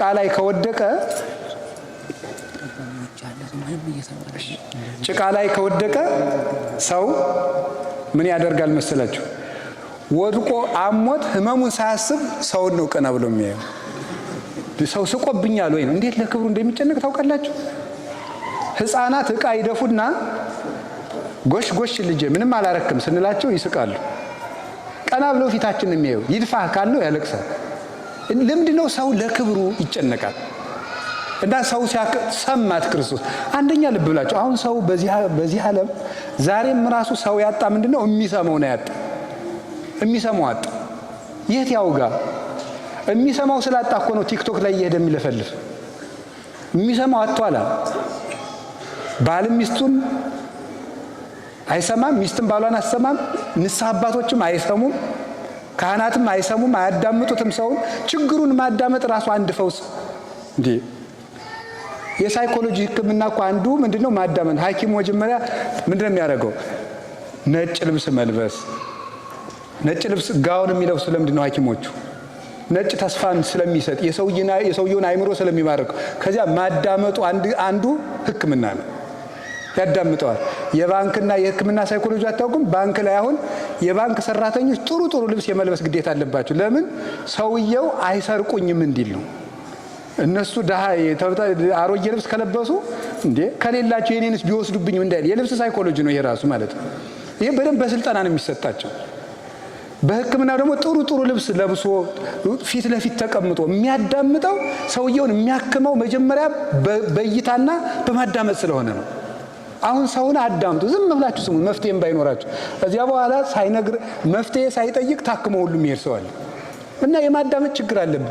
እንደውም ቅዱስ ዮሐንስ አፈወርቅ ይሄን ዮሐንስ ወንጌል ምዕራፍ 4ን ሲተረጉም ክርስቶስ በቀትር ያዳምጥ ነበረ፣ አንተ ጥላ ውስጥ እንኳን አታዳምጥም ይላል። በቀትር ሰዓት በእስራኤል ፀሐይ በቀትር ሰዓት ቁጭ ብሎ ያዳምጥ ነበር፣ ረጅም ሰዓት ማለት ነው። እንዴት አሁን እንደዚህ ንስሐ አባት ማለት መምህር ማለት ይሄ ነው። በቀትርም የሚያዳምጥ ሳይመቸውም የሚያዳምጥ። እናንተም እንደዚሁ ወዳጆቻችሁን አዳምጡ፣ ማዳመጥ ልመዱ። ስንት ጆሮ አለን ዘመዶች? ስንት ጆሮ ነው ያለን? ስንት አፍ ነው ያለን? ምን ማለት ነው? ብዙ አዳምጡ፣ ጥቂት ምን በሉ ነው? ተናገሩ። ለጆሮ እዚህ ላይ አጥር አለው የለውም? የለው። ላፍ ግን ሁለት ጠንካራ አጥሮችን አስቀምጦበታል። አንደኛው ጥርስ በጣም መዝጊያ የሆነ አጥር ለምላስ ማለት፣ ሁለተኛ ከንፈር። ምላስ ምን ያህል ጎጅ መሆኗ የሚታወቀው ባስቀመጠላት አጥር ነው ይላሉ ሊቃውንት። ምላስ በጣም አንደበት በጣም ጎጅ ስለሆነ ኩን ጉንዱየ ለነቢብ ወፍጡነ ለሰሚዕ ያዕቆብ ምዕራፍ 1 ቁጥር 19 ላይ ለማዳመጥ የፈጠንክ ለመናገር የዘገየ ሁን። አንዳንድ ቃላትን ከምንናገራቸው ይልቅ ብናሰነብታቸው የሚሻሉ አሉ። ዝም ብንል መልካም የሚሆንበት ጊዜ አለ እና ጌታ አዳመጣት። ከዛ ቀጥሎ ምን አደረገች? ጌታዬ ነቢይ እንደሆን ካውቃለሁ እመለከታለሁ አለችው። እኔ ነኝ አላት። ሲገባት ማሰሮዋን ጥላ ሕይወቴን የነገረኝን ሰው ኑ ላሳያችሁ እያለች ወደ ከተማው ሄደች። ማሰሮዋን ጥላ ወደ ከተማ ሄደች። ኑ ሕይወቴን የነገረኝን ሰው ላሳያችሁ እያለች ሰብስባ ይዛ መጣች። ፈሪሳውያንን ለመዝለፍ ነው በአንድ በኩል። እኛ መምህራኑ ተቀምጠን እንዴት ማንን ነው እስቲ እናያለን ማንን እንደሚመርጥ ሲሉ፣ እንደገና ደግሞ አገልጋዮችንም ለመዝለፍ ክርስቶስ የሰው ችግር የለበትም። አንዲቱ ሴት መላውን ሳምራውያን ሰብስባ ይዛለት መጣች። የመምህር ችግር የለበትም። እሱ ከፈለገ አንዲቱን ውሃ ቀጅ ወስዶ አገሩን ሰብካ እንድታመጣው ያደርጋል። እሱ ቸግሮት አያውቅ። የእኛንም መመጻደቅ ለማጥፋት ነው። ካህናቱንም እስቲ በሉ በቃ ይችን ካላደረጋችሁ ማን እንደሚቀድስና ያለን የሚለውን ሁሉ ነው። ውሃ ቀጁን ሁሉ ይሰበስበዋል። ክርስቶስ ምን ቸገረ? ሚካኤልን መጥቶ አቁረብ ይለዋል። እሱ ምን ይቸግረዋል? ሁሉ እኮ ነው። አሐዚ ዓለም በእራሁ ኩሉ ውስጥ የሆነ መስተብቁ የሚባል ጸሎት አለና ካህናት ሲጸልዩት ለካህናት ነግራቸዋል። ዘይዝ ኩሎ የሚለው በጣም ነው እኔ ደስ የሚለኝ። ሁሉን የሚይዝ ዘይዝ ኩሎ እግዚአብሔር አምላክ ነው መጨረሻው ነውና ለካህናት እናገራለሁ። ከቃሉ ጋር ናችሁ? እግዚአብሔር ከሁላችን ጋር ይሁን። ውሃ ከዚህ በኋላ ይህች ሴት ውሃ እንስራዋን ያዘችና ተተወችውና ወደ ከተማው ሄደች። ደቀ መዛሙርቱ መጡና እንጀራ ብላ አሉት። አልበላም አላቸው። በየመብል ዘይተአምር ዋንቱም እናንተ የማታውቁት ምግብ አለኝ አላቸው። ቦኑ ዛምጻሎቱ ሰው ሌላ ሰው አምጥቶለት ነው ወይም መዛት ቢሲት ወይም ያቺ ሴት አምጥታለ መሆን አለበት አሉ ሐዋርያት። አይ መብል የሰገቢረ ፈቃዱ ላዌ የኔ መብል የአባቴን ፈቃድ መፈጸም ነው። አንድ ታሪክ ላስታውሳችሁና ትምህርቴን እየጨረስኩ ነው። ጌታ ከዚህች ሴት ውሃ ጠጥቷል አልጠጣም? አልሰማችሁም እንዴ? ጠጥቷል አልጠጣም? ስጭኝ አለ። ጠጥቷል። ግን በኋላ ለምን አልጠጣም ይመስላችኋል? አልጠጣም። ልነግራችሁ የፈለግኩት ዛሬ እሱን ነበር። አልጠጣም። ምክንያቱም የጠማው ውሃ አልነበረም፣ የእሷ መዳን ነበር የጠማው። ሳይጠጣ የቀረ ለዚህ ነው። እና ለዚህ ነው ቅዱስ ዮሐንስ አፈወርቅ ምግብም አልበላም ረሃቡ የሰው መዳን ነውና ይላል። ውሃም አልጠጣም የተጠማው ሰውን ነውና ይላል። እሷ ስትድንለት ውሃ መለመኑን ተወው ማለት ነው። እሷ ስትድን በቃው። ልብ በሉ። ለክርስቶስ በዓለም ላይ ያለውን ወርቅና ዕንቁ አምጥታችሁ ከምሩለት፣ ምንም አያስደስተውም። አንድ ኃጢአተኛን ሰው ግን መልሳችሁ አምጡለት፣ እንደበላ እንደጠጣ ሁሉ ደስ ይለዋል። በከመ ይጎጉ ጽሙ ለሰትየ ማይ ከማዊ ይጎጉ ክርስቶስ ለምሕረቱ ለሳይል። የተጠማ ሰው ውሃውን ሊጠጣ እንደሚቸኩል ክርስቶስ ምሕረትን ለማድረግ እንደዚህ ይቸኩላል ይላል።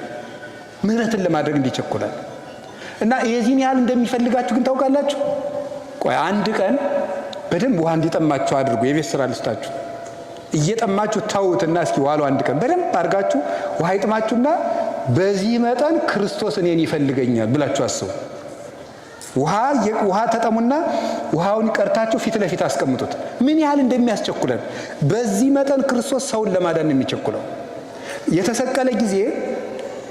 የተሰቀለ ጊዜ በጲላጦስ አደባባይ ተከሶ ሲቆም ጲላጦስን አይሁድን ቢከራከራቸው በጲላጦስ ፊት መርታት ይችላል አይችልም? ከዚያ በፊት አልረታቸውም እንዴ? በመባይቱ መኑ ትገብር ዘንድ አሉት። በምን ስልጣን ነው እንደዚህ የምታደርገው? ግን አንተ ገበያ የምትፈታ ከመቅደስ ያለውን የምታወጣ በምንድን ነው አሉት። ጥምቀቱ ለዮሐንስ ማይቴቲ የዮሐንስ ጥምቀት ከሰማይ ነው ከምድር ነው አላቸው። ከምድር ብንለውሳ ህዝቡ ይወግረናል፣ ከሰማይ ቢሆንሳ ለምን አላመናችሁበት ነው አናውቅ ማለት ረታቸው ማለት ነው። ሌላ ጊዜ ለምንድን ነው ግብር ማትከፍለው ብለው ደግሞ ጠየቁት። ለቄሳር ግብር እንክፈል ወይ ብለው ጠየቁት። ለቄሳር ግብር እንክፈል ዘመኑ ውእቱ መጽሐፎ መልኩ ሳንቲሙ ላይ የተቀረጸው የማን ስም ነው አላቸው። አስቸግረው አይደል የመጡት ይውላችሁ። የዚህም ዘመን ሰው እኮ አስቸጋሪ ነው። ለቄሳር ግብር ክፈሉ ቢሉት ፖለቲከኛ ነው፣ በቅኝ ግዛት መገዛታችን አያሳዝነውም ብለው ህዝቡን ሊያሳድሙበት ነው። አትክፈሉ ቢል ደግሞ አረ የቄሳርን መንግስት ይክዳል ሊሉት ነው። ደግሞ ሳንቲሙን አምጡት አላቸው። ቄሳር የሮሙ ቄሳር ሀገራትን በቅኝ ግዛት ሲገዛ ለሀገራቸው ባህል የሚስማማውን ነገር አላጠፋባቸውም እና አይሁድ በሳንቲማቸው በቀኙ በኩል የኪሩቤልን ስዕል የሙሴ መጽሐፍ ላይ ያለውን የኪሩቤልን ስዕል ይቀርጻሉ። በግራ በኩል ደግሞ የቄሳሩን ፎቶ ይቀርጻሉ። የማን ነው መጽሐፉ አላቸው። የቄሳርን አዞሩና የቄሳር አሉት። እንግዲያስ የቄሳርን ለቄሳር የእግዚአብሔርን ምንድን ነው ለእግዚአብሔር ስጧል። ምን ማለት ነው? ይሄ ፈትኖ ነው የመለሰላቸው። አንድ ጎኑን ለቄሳር አንድ ጎኑን ለእግዚአብሔር ስጡ ይቻላል? ለአንዱን ሳንቲም ማለት ነው። እነሱ ፈትነው ስለመጡ በዚህ መልኩ ፈተናቸው። ቅዱስ ቄርሎስ ግን ወደ ይተረጉማል። ቄሳር የተባለ ዲያብሎስ ነው። እናንተ የእግዚአብሔር መልክ ናችሁ፣ የኔ መልክ ናችሁ፣ ለኔ ሁኑ፣ ኃጢአትን ለዲያብሎስ ተውለት ማለቱ ነበር ይላል። እንዲህ አድርጎ ሲረታቸው ኑሯል። ግሩም ጊዜ ብዙ ጊዜ ክርስቶስ ወልደ መኑ ውእቱ ክርስቶስ የማን ልጅ ነው ብለው ጠየቁት። ወልደ ዳዊት አላቸው አሉት። እነሱ ዳዊት ክርስቶስ የዳዊት ልጅ ከሆነ እንዴት ጌታዬ ብሎ ጠራው አላቸው። ዝም ረታቸው። ሌላ ጊዜ አንተ ራስህ ለምንድን ነው ግብር የምትከፍል ብለው ጠየቁት። የነገስታት ልጆች ግብር ይከፍላሉ እንዴ አላቸው። መልስ ነው ይሄ ታውቃላችሁ። ግን የነገስታት እንግዲያማ እኔም የንጉሠ ነገሥት የአብ ልጅ ስለሆንኩ ግብር አልከፍልም እያላቸው ነበር። ከዚያ በኋላ ክፈል አሉት። ነገር ግን ቅዱስ ጴጥሮስን ሂድና ህዝቡ እንዳይታወቁ ከባህር ሂድና አሳ አምጥተህ ክፈል አለው። ምን ማለቱ መሰላችሁ? እኔማ አሳ የምትገብርልኝ ነኝ አለና ከአሳው አውጥቶ ከአሳ አስገብሮ ግብር ከፈለ። ለተጠየቀው ሁሉ መልስ የሚሰጥ ነው፣ ዝም የሚል ነው። ግን ለምንድን ነው ተከሶ በቆመ ሰዓት ዝም ያለ ካላችሁኝ፣ እሱ ቢከራከር ኑሮ ጊዜው ደርሷልና ሰው መዳን ነበረበት። ቢከራከር ይረታቸዋል። ቢረታቸው መሰቀሉ ይቀራል። ካልተሰቀለ ዓለም አይድንም። ስለዚህ ሰውን ለማዳን ስለፈለገ የሚሞትበት ሰዓት እንዲደርስ ስለፈለገ አልተከራከረም ነበረ። አርመምኩ ለሰናይ ወተሐደሰኒ ቁስሌ በውስጤ ያለ ዳዊት ይሄን ነበረ። ለበጎ ብዬ ዝም አልኩ ቁስሌም በውስጤ ታደሰብኝ ብሎ የተናገረው ከዚህ የተነሳ ነው። ስለዚህ ክርስቶስ አርብም የሰው መዳን ነበር የተጠማው። በመስቀል ላይ ሆኖ ጸማይኩ ተጠማሁ ያለው ውሃ አልነበረም፣ የሰው መዳን ጠማኝ ማለቱ ነበረ። እነሱ ግን ሐሞት አቀረቡለት። መዳንን ይውላችሁ ተጠማው ሲል ሐሞት ማቅረብ ማለት ክርስቶስ እናንተ እንድትድኑ ፈልጋለሁ እያለ ያንን ፍላጎት ዘግቶ መራራ ኃጢአት መስራት ማለት ነው። ለኛ ሲተረጎም ሐሞት ማጠጣት ማለት ነው። የክርስቶስ መጠጡ የኛ ድነት ነውና፣ የክርስቶስ ምግቡ የኛ ምንድን ነውና መዳን ነውና። እና ወገኖች ክርስቶስ እንደ መብል እንደ መጠጥ ሰው ይርበዋል፣ ሰው ይጠመዋል። ሰው እንሁን፣ እንመለስ። የማይረቡ ነገሮቻችንን አራግፈን እንጣል። ከማይረባ ነገራችን ካጓጉል የህሊና ድህነታችን መውጣት አለብን። ይሄን ነው ልነግራችሁ ፈልገው። የማያስጠማ ውሃ እርሱ ነው። ሁለት ጉዳዮችን ልንገራችሁ። ከውሃ ጉድጓድ የውሃውን ጉድጓድ ሁለተኛ መተርጎም ስለሚያስፈልግ ነው። የውሃ ጉድጓድ የተባለች ቤተክርስቲያን ናት። የውሃ ጉድጓድ የምትባል ቤተክርስቲያን ናት። ከውሃ ዳር መቀመጡ ጌታችን መድኃኒታችን ኢየሱስ ክርስቶስ አንድ የአበውን በረከት ለማክበር ነው። የአብርሃምን፣ የይስሐቅን፣ የያዕቆብን ክብር ለመግለጥ ነው። ያ ውሃ የአበው ውሃ ስለሆነ። ሁለተኛ ደግሞ ያዕቆብ ሚስቱን ያጨ ከምን ዳር ይመስላችኋል? ከውሃ ዳር ነው። ይስሐቅ ሚስቱን ያጨ ከምን ዳር ነው? ከውሃ ዳር ነው። አታነቡም እንዴ? እስራኤል ተቀምጣችሁ ይሄን ካላነበባችሁ ተመስገን ነው። አንደኛ ይስሐቅ ሚስቱን ያጫት የት ነው? ከውሃ ዳር አይደል እንዴ? አዎ፣ በያዕቆብ አማካኝነት ማለት ነው። ይስሐቅ ሚስቱ የታጨችለት ርብቃ ከየት ዳር ነው? ከውሃ ዳር። ያዕቆብ ራሔልን ሚስቱን ያጫት ከየት ነው? ከውሃ ዳር። ሙሴ ሚስቱን ያጫት ከየት ዳር ነው? ከውሃ ዳር። ኦሪት መቼም ይሆና ብላችሁ ነው አይደል? ኦሪት ዘጸአት ምዕራፍ 2 ላይ ነው ያለው ማለት ነው። ኦሪት ዘጸአት ምዕራፍ 2 እንደምናደርገው ሙሴ ሚስቱን ያገኛት ከውሃ ዳር ነው። ስለዚህ የአበው ሚስቶች የታጩት ከምንድን ነው? ከውሃ ዳር ማጨት። እስኪ ከውሃ ዳር ማጨት በሉ እንጂ ሰርግ ስላለ ወንጌሉም ወደዚያው ይሄድ ብዬ ነው። ይሄዳል፣ በምስጢር ይሄዳል። እስኪ ከውሃ ዳር ማጨት በሉ። ከምን ዳር? ከውሃ ዳር ማጨት ማለት ነው። በጣም ግሩ። ሚስት የሚታጨው ከውሃ ዳር ነው። እንግዲህ ምን ማለት ይመስላችኋል?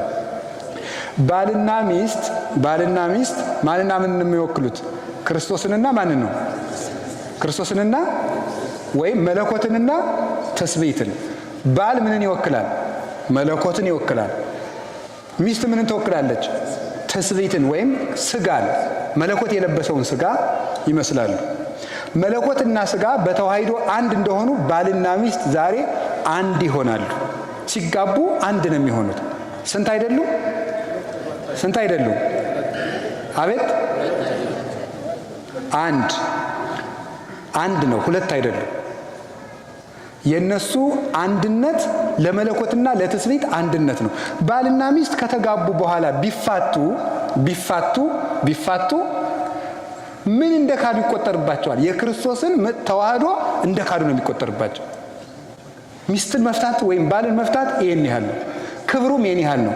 ሰው ሚስቱን ማያከብራት፣ ሚስትን ባሏን የማታከብርበት ምክንያት ትዳራቸው የተዋህዶ ምሳሌ እንደሆነ ምን እያደረጉ እንደሆነ ስለማይገባቸው ነው። ማግባት ማለት የመለኮትና የትስብእትን ተዋህዶ በተግባር መግለጥ ማለት ነው። ከዚያ በኋላ የግል ገንዘብ የለም፣ አንዱ ነዋል።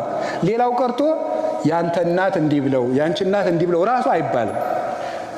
እኛይቱ እናታችን እንዲህ ብለው፣ እገሊት የሚባሉ እናታችን ይባል። የእሷ እናት የለችም፣ የእሱ ጭምር ናት። የእሱ እናትም የለም፣ አንድ ናቸው። ገንዘብም የገሌ የሚባል የለም። ቅዱስ ዮሐንስ አፈወርቅ ቆሮንቶስን በተረጎመበት ድርሳኑ አንድ የሚያስደንቅ ነገር ይናገራል። ሰው ሲያገባ ቃል ስጋ ሲሆን ራሱን ለተዋህዶ ለኩነተ ስጋ ሰጥቶ ከስጋ ጋር ተዋህዷል። ባል ለሚስቱ ራሱን ነው የሚሰጣት፣ ሚስትም ለባሏ ራሷን ነው የምትሰጠው። ሳንቲም ቢደብቁ ግን በደንብ ልብ ብላችሁ ስሙ የቅዱስ ዮሐንስ አፈወርቅን ትምህርት። ከሰውና ከገንዘብ ማን ይበልጣል? አቤት! ሰው ይበልጣል አይበልጥም? አቤት! ይበልጣል። በጣም ግሩ። አንድ ሰው ባል ሲያገባ ለሚስቱ ምኑን ነው የሚሰጣት? መጀመሪያ እንደውም በአማርኛ ሊቃውንቱ ትርጓሜ ሲተረጉም ብሎ ይተረጉሙታል። ባል አካሉን ለእናቱ ገልጦ አያሳይም። ለማን የሚገልጠው? ለማን የሚገልጠው? ያሳደገችው እናቱ አካሉን አታውቀውም። ከዚያ በኋላ ከሆነ ጊዜ በኋላ ሚስት አካሏን የምትገልጠው ለማን ነው? አሁን ተመልከቱ፣ ራሱን ሰጠ ማለት ነው። ያልሰጣት ምን አለ? ከዚያ በኋላ ግን ይሄኛው ገንዘቤ የግሌ ነው ብትሉ ይላል፣ ካንተ ይልቅ ገንዘቡን እንዳስበለጥከው ተመልከት ይላል። አንተ ሰው ምን ያህል ራስክን እያዋረድክ እንደሆነ ታውቃለህ ይላል። እንዴት አድርጎ ነው ያዋረደው? ራስክን ሰጥተህ ሳንቲም የምትሸሽጋት ከሆነ ከእኔ ገንዘብ ይበልጣል ብለህ ራስን ሰደብክ ይላል። ይሄ ነው ተዋህዶ ማለት። ስለዚህ ከውሃ ዳር መታጨት የክርስቶስን ተዋህዶ ስለሚወክል ከውሃ ዳሩን ኋላ አልተረጉምላችሁ ነው። ትዳር የመለኮትና የትስብእት ምሳሌ ነው። እንደገና ደግሞ ትዳር የክርስቶስና የቤተክርስቲያን ምሳሌ ነው። ባልና ሚስት የክርስቶስና የቤተክርስቲያን ምሳሌ ነው። እኔ ይህን ነገር ስለ ክርስቶስና ስለ ቤተክርስቲያን እለዋለሁ ብሎ ቅዱስ ጳውሎስ ኤፌሶን 5 ላይ እንደነገረን ክርስቶስና ቤተክርስቲያን በመስቀል ነው የተዋሃዱት። የአዳም ሚስቱ ከየት የተፈጠረች ይመስላችኋል? ከእኔ የተፈጠረችው? ጥያቄው ቀሎባችሁ ነው? መልሱት እንጂ። የአዳም ሚስቱ ከምን አካሉ ነው የተፈጠረችው? አቤት! ከግራ የሚል የት አነበባችሁ? ከጎኑ ነው። ከጎኑ የሚል ነው እንጂ ከግራ ጎኑ ይላል መጽሐፍ አይልም። ግን በታሪክ በትውፊት ትሰማላችሁ። ግን ምን ይላሉ አባቶቻችን? አይ ሔዋን የተፈጠረችው ከቀኝ ጎን ነው ይላሉ። ከግራ ጎን የተባለችበት ምክንያት ልብ ያለ ቤት ነው። በግራ ደም ያለ የት ነው? ልብ፣ ሴትም ደም ይፈሳታል ለማለት ከግራ ተባለች እንጂ ከቀኝ ነው። ለምን? ቀኝ ለመርዳት ፈጣን እንደሆነ ሴቶችም ለመርዳት ፈጣን ናቸው ይላል። ለዚህ ተፈጥረዋል። ከጎን ነው የፈጠረው፣ ከቀኝ ጎን። በምን እናውቃለን ሲባል በጌታ ስቅለት ጊዜ ነው የምናውቀው። አዳም ሚስቱን ሔዋንን ከቀኝ ጎኑ እንደተፈጠረችለት ክርስቶስ ሙሽራው ቤተክርስቲያንን ከቀኙ በፈሰሰ ደም መሰረታት ነው። ስለዚህ ሚስት የቤተክርስቲያን ምሳሌ ነው። በክርስቶስ ደም ነው የተመሰረተችው። የያዕቆብ ሚስት ራሔል ትባላለች። ልያ ደግሞ ሌላይቱ ሚስቱ ናት፣ እህቷ። እና አንድ ጊዜ ራሔል በወለደች ጊዜ የያዕቆብ ፍቅር ወደ ራሔል ተመልሶ ነበር፣ ልያን ትቶ። ራሔል ነፍሰ ጡር ሁና ሳለ የልያ ልጅ ሮቤል ያለ ጊዜው የደረሰ እሸት ይዞላት መጣ።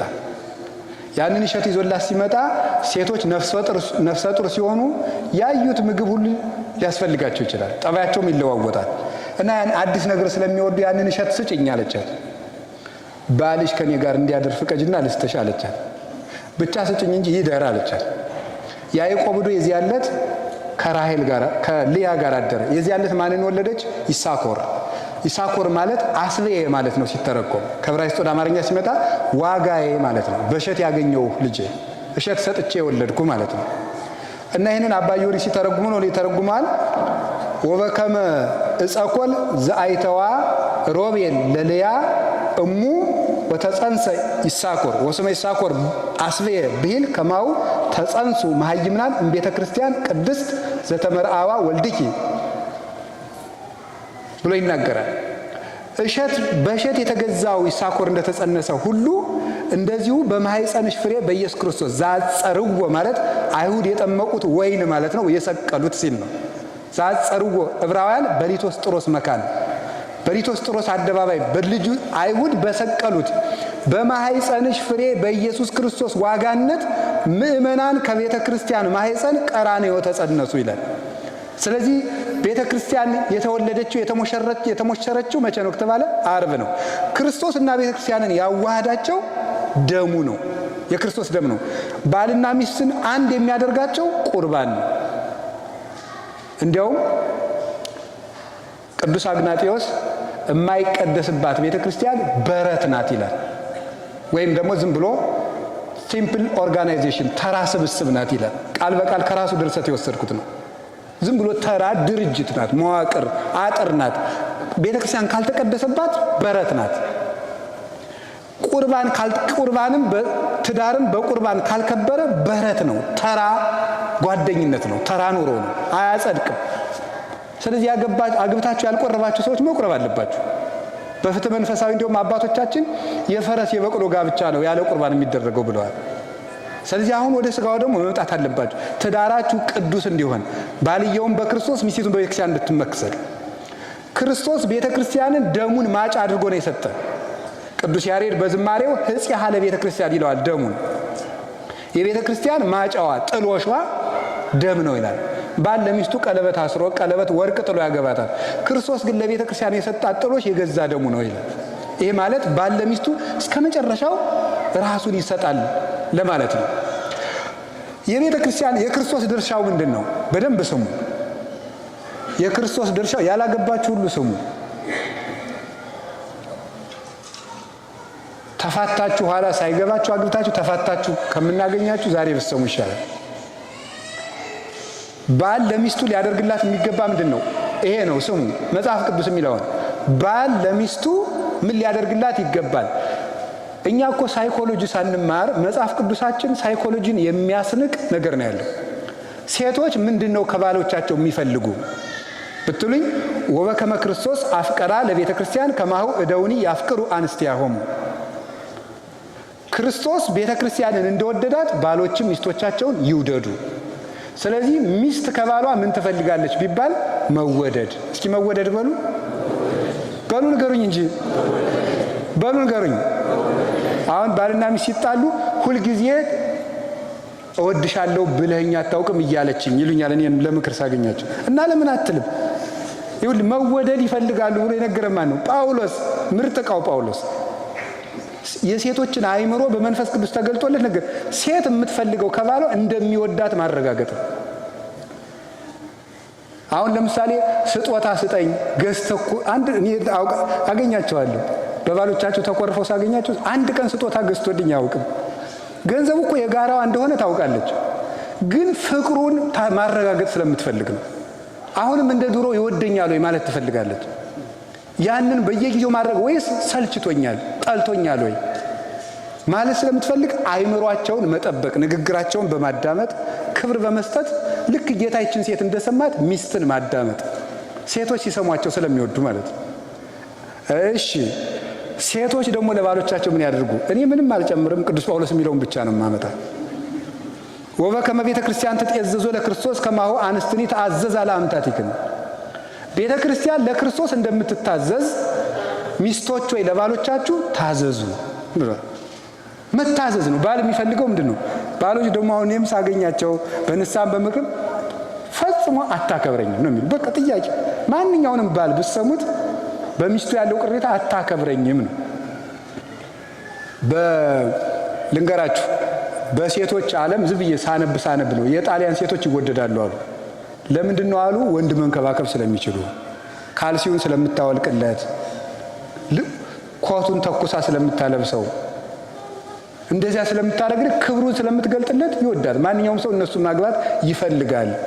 እና ኢትዮጵያ መጥተው በቅኝ ግዛቱ ጊዜ እነሱም የኢትዮጵያን ሴቶች ይፈልጉ የነበሩትና ብዙ ጊዜ ከኢትዮጵያውያንን ያገቡ የነበሩት ወታደሮች አንዱ እኮ በአድዋም ከዚያም በኋላም በጃንሆይ ጊዜ የሚሸነፉ የነበሩት አንዱ ወደ ሴቶች ይገቡ ነበር። ሴቶች ደግሞ የኛ ሴቶች አርበኞች ናቸው። ፈረንጆች ሲመጡ እያሳለፉ ይሰጧቸዋል። እና ያን የሚፈልጉበት ምክንያት ኢትዮጵያውያን ሴቶች ባሎቻቸውን በማክበር የታወቁ ስለሆኑ ነው። መጽሐፍ ቅዱሳዊ የዋጀን እንደሆነ የእነሱን አላውቁም ከየት እንደመጡ። ስለዚህ ባልን ማክበር ሳራ ባሏን ጌታዬ ትለው ነበረ። ሞኝነት እኮ ነው እንጂ አሁን ደግሞ ይሄ ፌሚኒስት መጥቶ የለ እኩልነት እንዴ ምንድን ነው? እኔም እኩል አንተም እኩል፣ እኔ ቁርስ ሰርቻለሁ አንተም ራስ ሰራ፣ እንደዚህ የሚባል ጅልነት ቢያግዝ ጥሩ ነው። እውነት ነው መተጋገር። ግን ይሄ አጉል እኩልነት ሴት እንደውም ባሏን ባሪያ አድርጋ መግዛት የምትችለው በፍቅር ነው። እሺ እሺ የምትለው ከሆነ እዚያ በኋላ እንደ በግ ሰሎሞን እንደሚለው እንደ በግ አንገቱን ይዛ እየጎተተች መግዛት ትችላለች። ከታዘዘችው እሺ የምትለው ከሆነ ውሳኔውን ካከበረችለት ሴት ባሏን መግዛት ቀላል ነው የሚሆንላት። የማታከብረው ከጓደኞቹ መካከል የምታዋርደው ውሳኔውን የምታቃልል እንግዳ ይዞ ሲመጣ የምታጉረመርም ጓደኞችን የምትንቅ ከሆነ ግን ያው እንግዲህ የሚመጣውን እናንተ ታውቃላችሁ። ስለዚህ ቤተ ክርስቲያን ለክርስቶስ እንደምትታዘዝ ሚስቶች ወይ ደግሞ የሚገርመው አንድ ነገር እያዙልን ከመዘለ እግዚእነ ለባሎቻችሁ ስትታዘዙ ለክርስቶስ እንደታዘዛችሁ እያሰባችሁ ታዘዙ ማለት ነው። ወይ እንዴት ያለ ጽድቅ እንደሆነ ተመልከቱት። እመቤቴን አብሯት ለሚያድር አብሯት ለሚኖር ሰው እየታዘዘች ግን እንደመናኝ ለክርስቶስ እንደታዘዘች ይቆጠርላታል። ጥሩ ዕድል አይደለም? ሴቶች ለባል መታዘዝ ለክርስቶስ ቀጥታ መታዘዝ ከሆነ እንዴት ይሄን ዕድል ልንንቀው እንችላለን? ሚስትን ማክበር ክርስቶስን ማክበር ከሆነ አካልን ማክበር ከሆነ ከዚህ በላይስ ምን ፍቅር አለ? እንደውም ምን ይላሉ ሊቃውንቱ ዮሐንስ አፈወርቅ ሰው ግን ለምንድነው ዘመድ የማያገባ ይልና አይ ዘመድ ዘመድ ነው፣ ሚስት ግን አካል ናት። ስለዚህ ሚስት አካል ስለምትሆን የምትቀርበው ከእናቱ ከአባቱ ከዘመዶች ይልቅ ሚስት ስለሆነች ሚስት ዘመድ ይቀር ስለምትቀርበው ከሌላ ነው ማግባት ያለበት። እነሱ ይርቃሉ። ከሚስት ይልቅ በዝምድና እናት ትርቃለች ይባላል። የምትቀርብ ሚስት ናት። ሰው እናቱ ወይ ሀድግ ብእሲ አባሁ ወእሞ ወይ ተለዋ ለብእሲቱ፣ ሰው እናት አባቱን ይተዋል ሚስቱንም ይከተላል የተባለ ከዚህ የተነሳ ነው። ከቃሉ ጋር ናችሁ። እግዚአብሔር ከሁላችን ጋር ይሁን። ባልና ሚስት የሚመሰሉት በዚህ ነው የሚመሰሉት። ሌላው በአካል ይመሰላሉ። እስቲ በአካል በሉ። ምን አላችሁኝ? ወንድ ምንድነው? ራስ በሉ። ሚስቱ ደግሞ ምንድናት? አካል። አካል ማለት የትኛው ነው? እስቲ ሁላችሁም አካላችሁን አሳዩ። ያዙ በእጃችሁ አካላችሁ። አካል የሚባለው የቱ ነው? አካል። እሺ ቦዲ የሚባለው የትኛው ነው? ከዚህ እስከዚህ ነው። እኔ እንደውም አንዳንድ ጊዜ ይገርማል። ለካ ያቺ ቦዲ የምትባለው ልብስም በዚያ ነው መሰል ይወጣላል። ከዚህ እስከዚህ ናት። አያችሁ? እና አካል የሚባለው ከዚህ እስከዚህ ያለው ነው። አካል ይባላል። ይሄ አካል ነው። እና ቤተክርስቲያን አካል ናት የምትባል ይሄ ነው። ቢጋር እስከለተን የሚባለው ይሄ ነው። ሌሎች ምንድናቸው? ሴልስ ናቸው። እነዚህ ህዋስ ነው የሚባሉት። እጅ፣ እግር፣ ጸጉር፣ አይን፣ አፍንጫ እነዚህ ህዋስ ነው የሚባሉት። አካል የሚባለው ግን ይሄ ነው። አሁን አንድ ራስ አለ፣ አንድ አካል አለ። መሀል ላይ ምን አለ? አንገት። ስንት አንገት ነው ያለው? አቤት። እሺ ስንት ራስ አለ? ስንት አምላክ አለ? እሺ ስንት አካል አለ? ስንት ቤተክርስቲያን አለች? ስንት አንገት አለ? ስንት ሃይማኖት አለ? አንገት ሃይማኖትን ነው የሚወክለው ማለት ነው። አንገት ሃይማኖት አራይ ክኒ እህቴ መርአት በሃቲ ንብረተ ክሳድኪ ይላል መኃልየ ዘሰሎሞን ላይ። የንጉሥ ዳዊት ልጅ ሰሎሞን ሲናገር በመኃልየ ዘሰሎሞን እህቴ ሙሽራዬ በአንዲቱ የአንገትሽ አቀማመጥ አሳዘንሽኝ ይላል። በአንዲቱ የአንገትሽ አቀማመጥ ማለት አንገታችሁን እንዲህ ብላችሁ ሳትሉ 3 ቀን መቀመጥ ትችላላችሁ። በአንዲቱ የአንገትሽ አቀማመጥ አሳዘንሽኝ ያላት ከኔ በቀር ሌላ አምላክ አታምልክ የምትለው ናት። ይቺ አንድ አንገት የተባለች ራስንና አካልን የሚያገናኝ አንድ አንገት አለ። ባል ራስ ነው።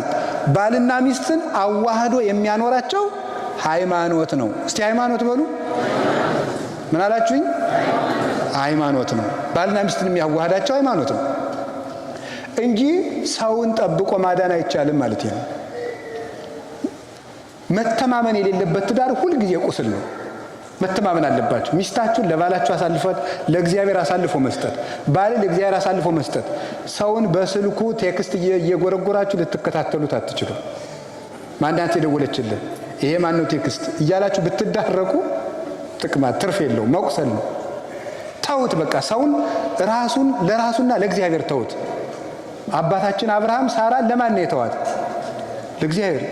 ምንና ሲባል ሌላ ሀገር ምንድን ነው ያለ? ሌላ ሀገር ሄዶ እህቴ ናት እህቴ ናት ያለ ምንድን ነው? እኔ እህቴ ናት ልበል፣ ሚስትነቷን ደግሞ እግዚአብሔር ይጠብቅልኝ ብሎ ነው።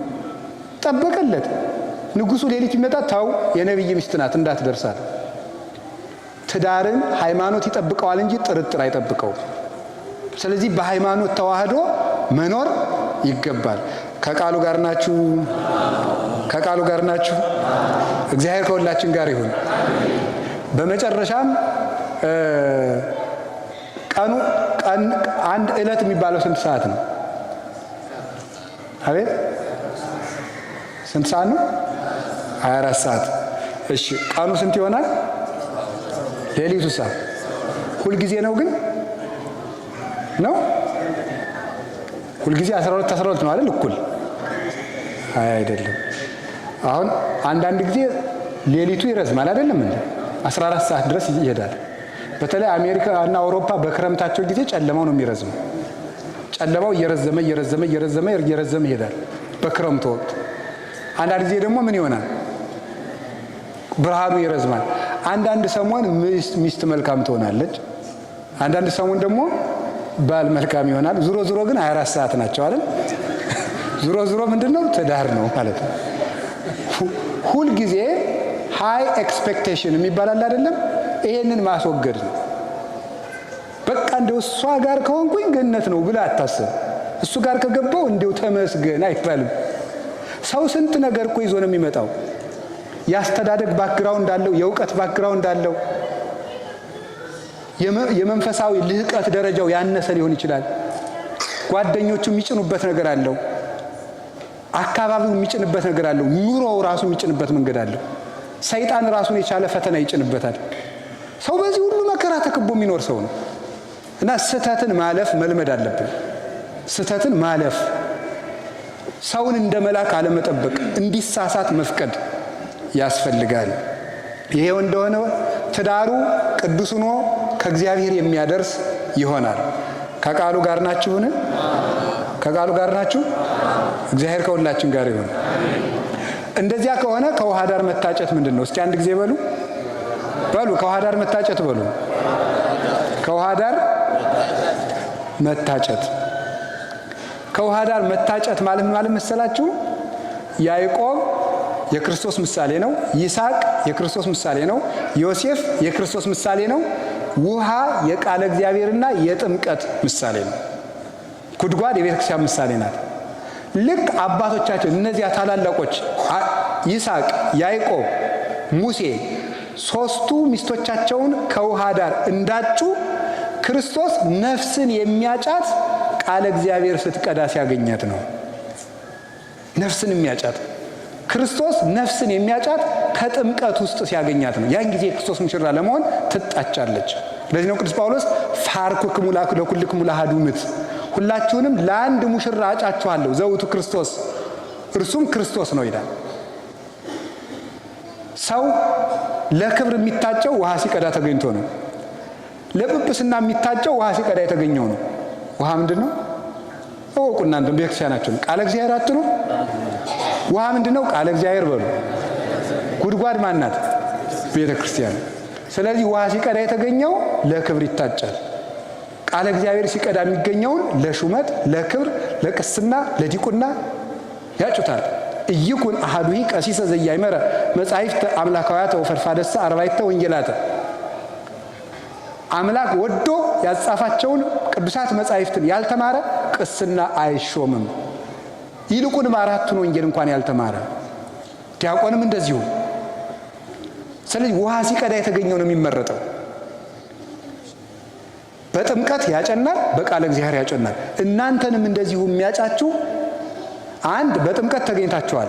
ሁለተኛ በሕይወታችሁ ዘመን ሁሉ ቃለ እግዚአብሔር ስትቀዱ የምትኖሩ ከሆነ ክርስቶስ እንደዚህ ሴት ለሙሽርትነት ያጫችኋል።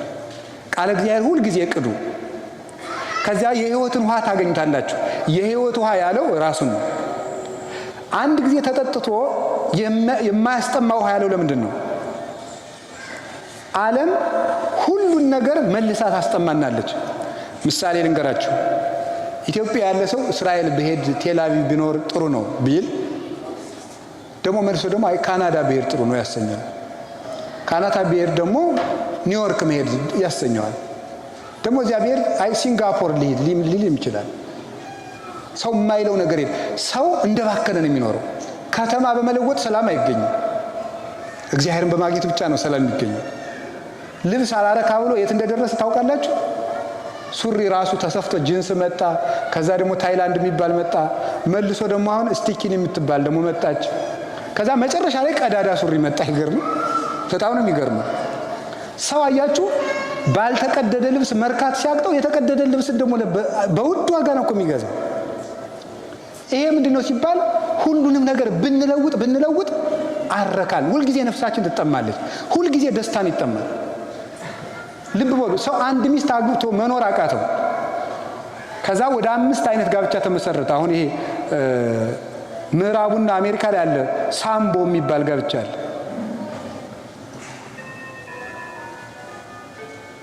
ጋብቻ ወደ ስንት ነው የደረሰ? 12 ደርሷል አይነቱ አሁን ማለት ነው። ተጋብተናል ሲል አሜሪካ ብትሄዱ በምን ልትባሉ ትችላላችሁ? እና ያ ምንድነው? ሰው በቡድን 5 ሴትና 4 ወንድ አብሮ ይጋባሉ።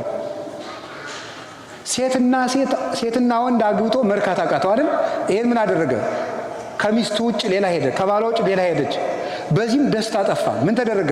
ብዙ ሴት ብዙ ወንድ ነው ተጋባ። በዚህም ደስታ ጠፋ። ምን ተደረገ? ሴትና ሴት ተጋባ፣ ወንድና ወንድ ተጋባ። በዚህም ደስታ ጠፋ። ሰዎች እንስሳትን አገቡ። እኔ አሁን ሳነብ ነበር፣ አንድ የታተመ ጥናታዊ ጽሑፍ ነው። ሴትዮቱ ራሷን አግብታ ጃፓን ውስጥ ራሷን አግብታ በጣም ግርም የሚያደርግ ሰርግ እንደዚህ ባልሽ ማን ነው? እኔ ይሁላችሁ። ይሄ ምንድነው ሲባል ሰዎች በዓለም ላይ የሚባክኑለት ነገር ደስታን ፍለጋ ነው። እና ደስታ ሰዎች የሚኖሩት ለደስታ ነው። ሌላው ቀርቶ ታውቃላችሁ፣ በጣም ብዙ የኢንተርኔት መተግበሪያዎች የመጡት ለምንድን ነው? ሰዎች መርካት ስላቃታቸው ነው። ሰዎች ብዙ ሰዎችን ካህን መሆን አያሰማው ነገር የለም። ብዙ ወጣቶች እየመጡ ሲነግሩኝ ይሰማለሁ። እኔ ሌሊቱን ሙሉ ከፌስቡክ ወጥቶ ቴሌግራም፣ ከቴሌግራም ወጥቶ ዩቲዩብ፣ ከዩቲዩብ ወጥቶ ትዊተር፣ ከትዊተር ወጥቶ ኢንስታግራም፣ በዚህ ሁሉ ሲባክን 10 ሰዓት ሌሊት ይነጋል። ከዚያ በኋላ እንደናወዘ ደግሞ የሚያስብበት ነገን አያስብ፣ ትናንት ትዝ አይለው፣ ዛሬ ትዝ አይለው፣ እቅድ የለው፣ የሰማይ ቤቱን አያስብ። ይሄ ሁሉ ምንድነው? ደስታ ፍለጋ ነው።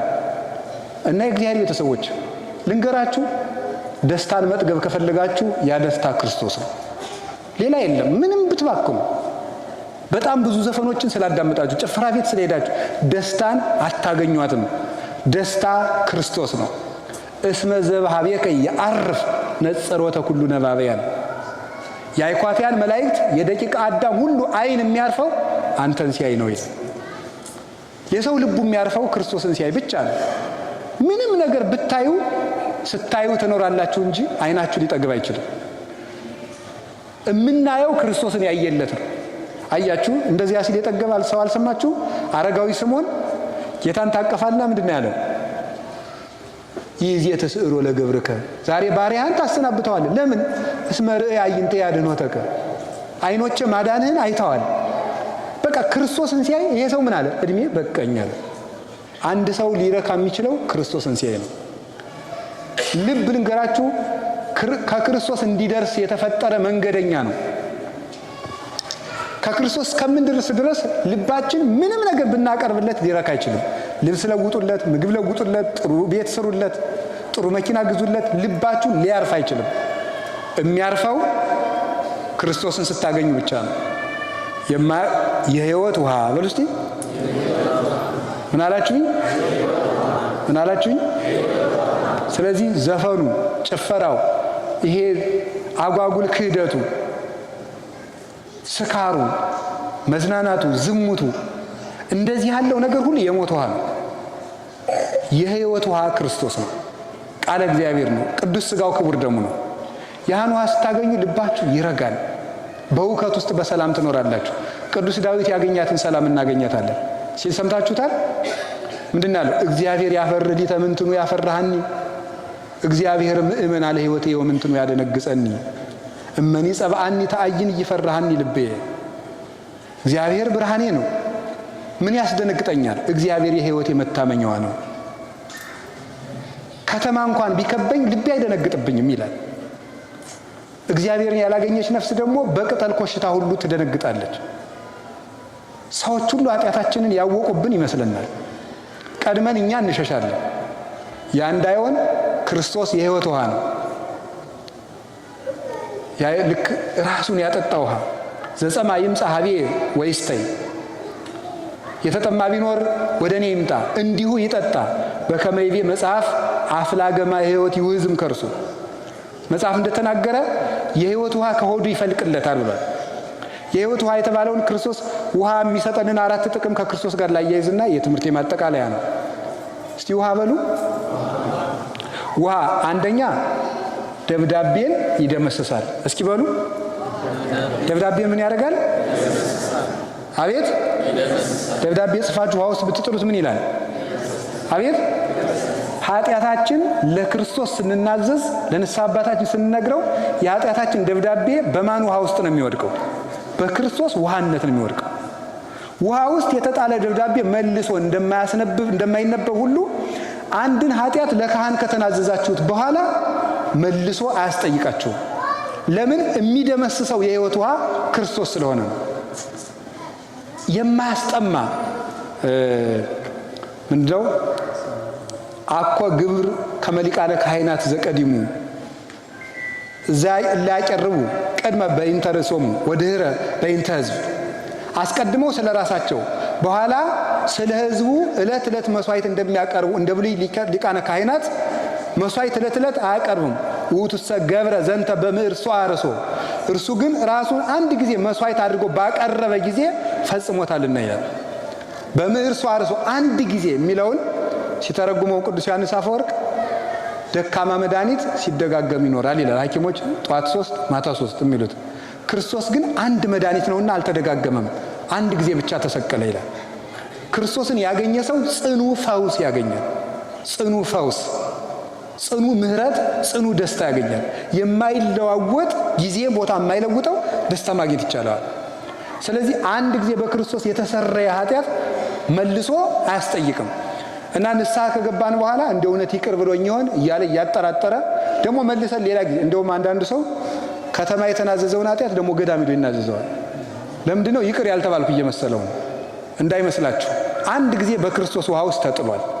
ለአንድ ካህን የነገራችሁት ኃጢአት ከተማ ያለ ቄስም ይሁን ሻሽ ጠመጠመም ይሁን ቆብ ያረገም ይሁን ለአንድ ካህን የነገራችሁት ኃጢአት በክርስቶስ ውሃ ውስጥ ሰጥሟል። ያንን የምናገኘው የሕይወት ውሃ ያሰኘው እሱ ነው። ሁለተኛ ውሃ ደረቅን ያለመልማል። ይህ ማለት ምንም የማይረባ የሆነ ሰውን ክርስቶስ ለልምላሜ ለፍሬ ያበቃዋል። ቅዳሴ ስንገባ አንድ የሚባል ነገር ላስታውሳችሁ ደስ የሚል ነው። እመቦብሲ ብሎ ምንድን ነው ዘዋ ቤተ ክርስቲያን በጊዜ ቅዳሴ ወይ ቆይ እስቲ ኩሉ ዘገብራ ለጽድቅ ጻድቅ ውእቱ ወዘያከብር ሰንበተ ኢይበል ፈላሲ ዘገባ ሀበ እግዚአብሔር ይፈልጠኒኑ እምዙ ኩሉ ዘገብራ ለጽድቅ ጻድቅ ውእቱ ወዘያከብር ሰንበተ። ተመልከቱ ምንድን ያለ? ኢይበል ፈላሲ ዘገባ ሀበ እግዚአብሔር ይፈልጠኒኑ እምዙ።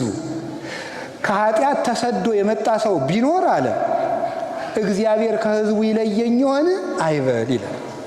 ከኃጢአት ከጣዖት ተሰዶ ንስሐ የገባ ሰው እኔ እኮ ትናንት ሌባ ነበርኩ፣ እኔ እኮ ትናንት ዘማዊ ነበርኩ፣ እኔ እኮ ደረቅ እንጨት ነኝ፣ ፍሬ ቢስ ነኝ፣ እውነት ግን እኔን ከሚያስቀድሱት ጋር ይቆጥረኛል ይለየኝ ይሆን አይበል። ይህ ነው መጀመሪያ ቤተክርስቲያን ነግራ የምታስገባን በአዋጅ ማለት ነው። ኢሳይያስ ይሄን ስርዓተ ቅዳሴውን ባስልዮስ ዘቂሳርያ የወሰደው ከትንቢተ ኢሳይያስ ነው።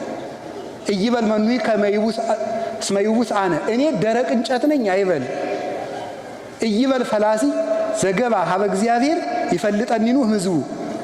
ከኃጢአት ከጣዖት ተሰዶ ከኃጢአቱ ተሰዶ ከጣዖት ተሰዶ ወደ እግዚአብሔር የገባ ሰው ካለ እግዚአብሔር ከወገኖቹ ከአብርሃም ከይስሐቅ ርስት ይለየኛል አይበል ይላል። ይህ በጣም በጣም በጣም እግዚአብሔር የሰጠን የቸርነት ጋራንቲ ነው በእውነት ማለት ነው። እግዚአብሔር የሰጠን የቸርነት መያዣ ዋስትና ነው።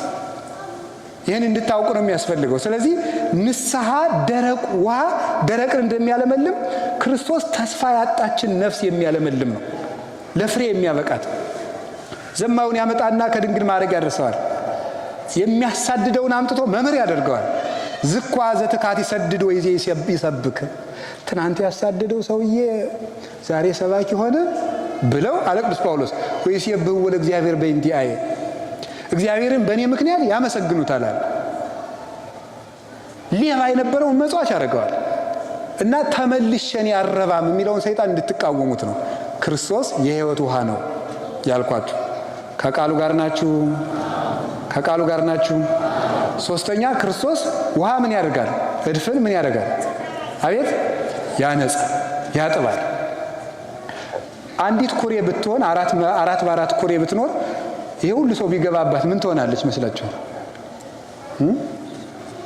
ሁላችን ገብተን ብንታጣ ምን ትሆናለች? እዚያችኋል ትደፈርሳለች። እውነት አሰብ አትደፈርስም? ክርስቶስ ግን ዓለምን ሁሉ እያጠበ የማይደፈርስ ባህር ነው። ዓለምን ሁሉ ያነጻል። ለዚህ ነው ምን ይላል ተመልከቱ። ማይ ብዙ ይክል አጥፎታ ለፍቅር ወአፍላግን እያንቀለቅልዋ አፍላግን ማይ ብዙ ይክል አጥፎታ ለፍቅር የውሃ ብዛት የክርስቶስን የፍቅር እሳት አያጠፋትም። ወአፍላግን እያንቀለቅልዋ ፈሳሾችም አያናውጿትም። ክርስቶስ ለሰው ልጅ ያለውን ፍቅር የሰዎች የኃጢአት ብዛት አይለውጥበትም። እኛን ያጥባል። ኦ ክርስቶስ ወልደ እግዚአብሔር ሕያው ባሕረ መሰድኒ ይለዋል አረጋዊ መንፈሳዊ የተባለ አባት መጽሐፈ መነኮሳት ላይ ሲናገር የሕያው የእግዚአብሔር ልጁ ክርስቶስ አንተ የውበት ባህር ነህ ይላል። ሰው ከክርስቶስ ሰይጣን ሆኖ ገብቶ መልአክ ሆኖ ይወጣል። ሰው ከክርስቶስ አውሬ ሆኖ ገብቶ ሰው ሆኖ ይወጣል። ስለዚህ ክርስቶስ እየገባን የምንነጻበት ለዚያውም በደሙ ነው የሚያጥበን። ዘይሐጽብ በወይን ልብሶ በደመ አስካል ሰንዱ ነው ብሎታል ቅዱስ ያሬድ። ልብሱን በወይን ያጥባል፣ መጎናጸፊያውንም በደሙ ፍሬ ያጥባል በወይን። ይሄ ያዕቆብ ለልጁ ዘፍጥረት 49 ላይ ለይሁዳ የሰጠው በረከት ነው። ለይሁዳ ሲሰጠው ምንድነው? ዘይሐጽብ ይሁዳ ከባለጸግነቱ የተነሳ ልብሱን በወይን ያጥባል። ልብሱን በወይን ወይን እስራኤል ወይን አገር አይደል? የወይን አዝመራው በስቶለት ነገደ ይሁዳ ከሀብቱ የተነሳ ከመጠጥ አልፎ ልብሱን በወይን ያጥበዋል። ምስጢሩ ግን ምንድነው? ይሁዳ ክርስቶስ ከነገደ ይሁዳ የተወለደው ክርስቶስ ልብሶቹን ምዕመናንን ወይን በተባለ ደሙ ያጥባል ማለት ነው። በደሙ ያጥባል። በደሙ የቀደሰን ያጠበን እሱ ነው። ከቃሉ ጋር ናችሁ። በደመ መስቀሉ አተባ ወበማይ ዘውህዘም ገቡሁ አንጻ ኃይል ቅዱስ ያሬድ በጾመ ድጓ።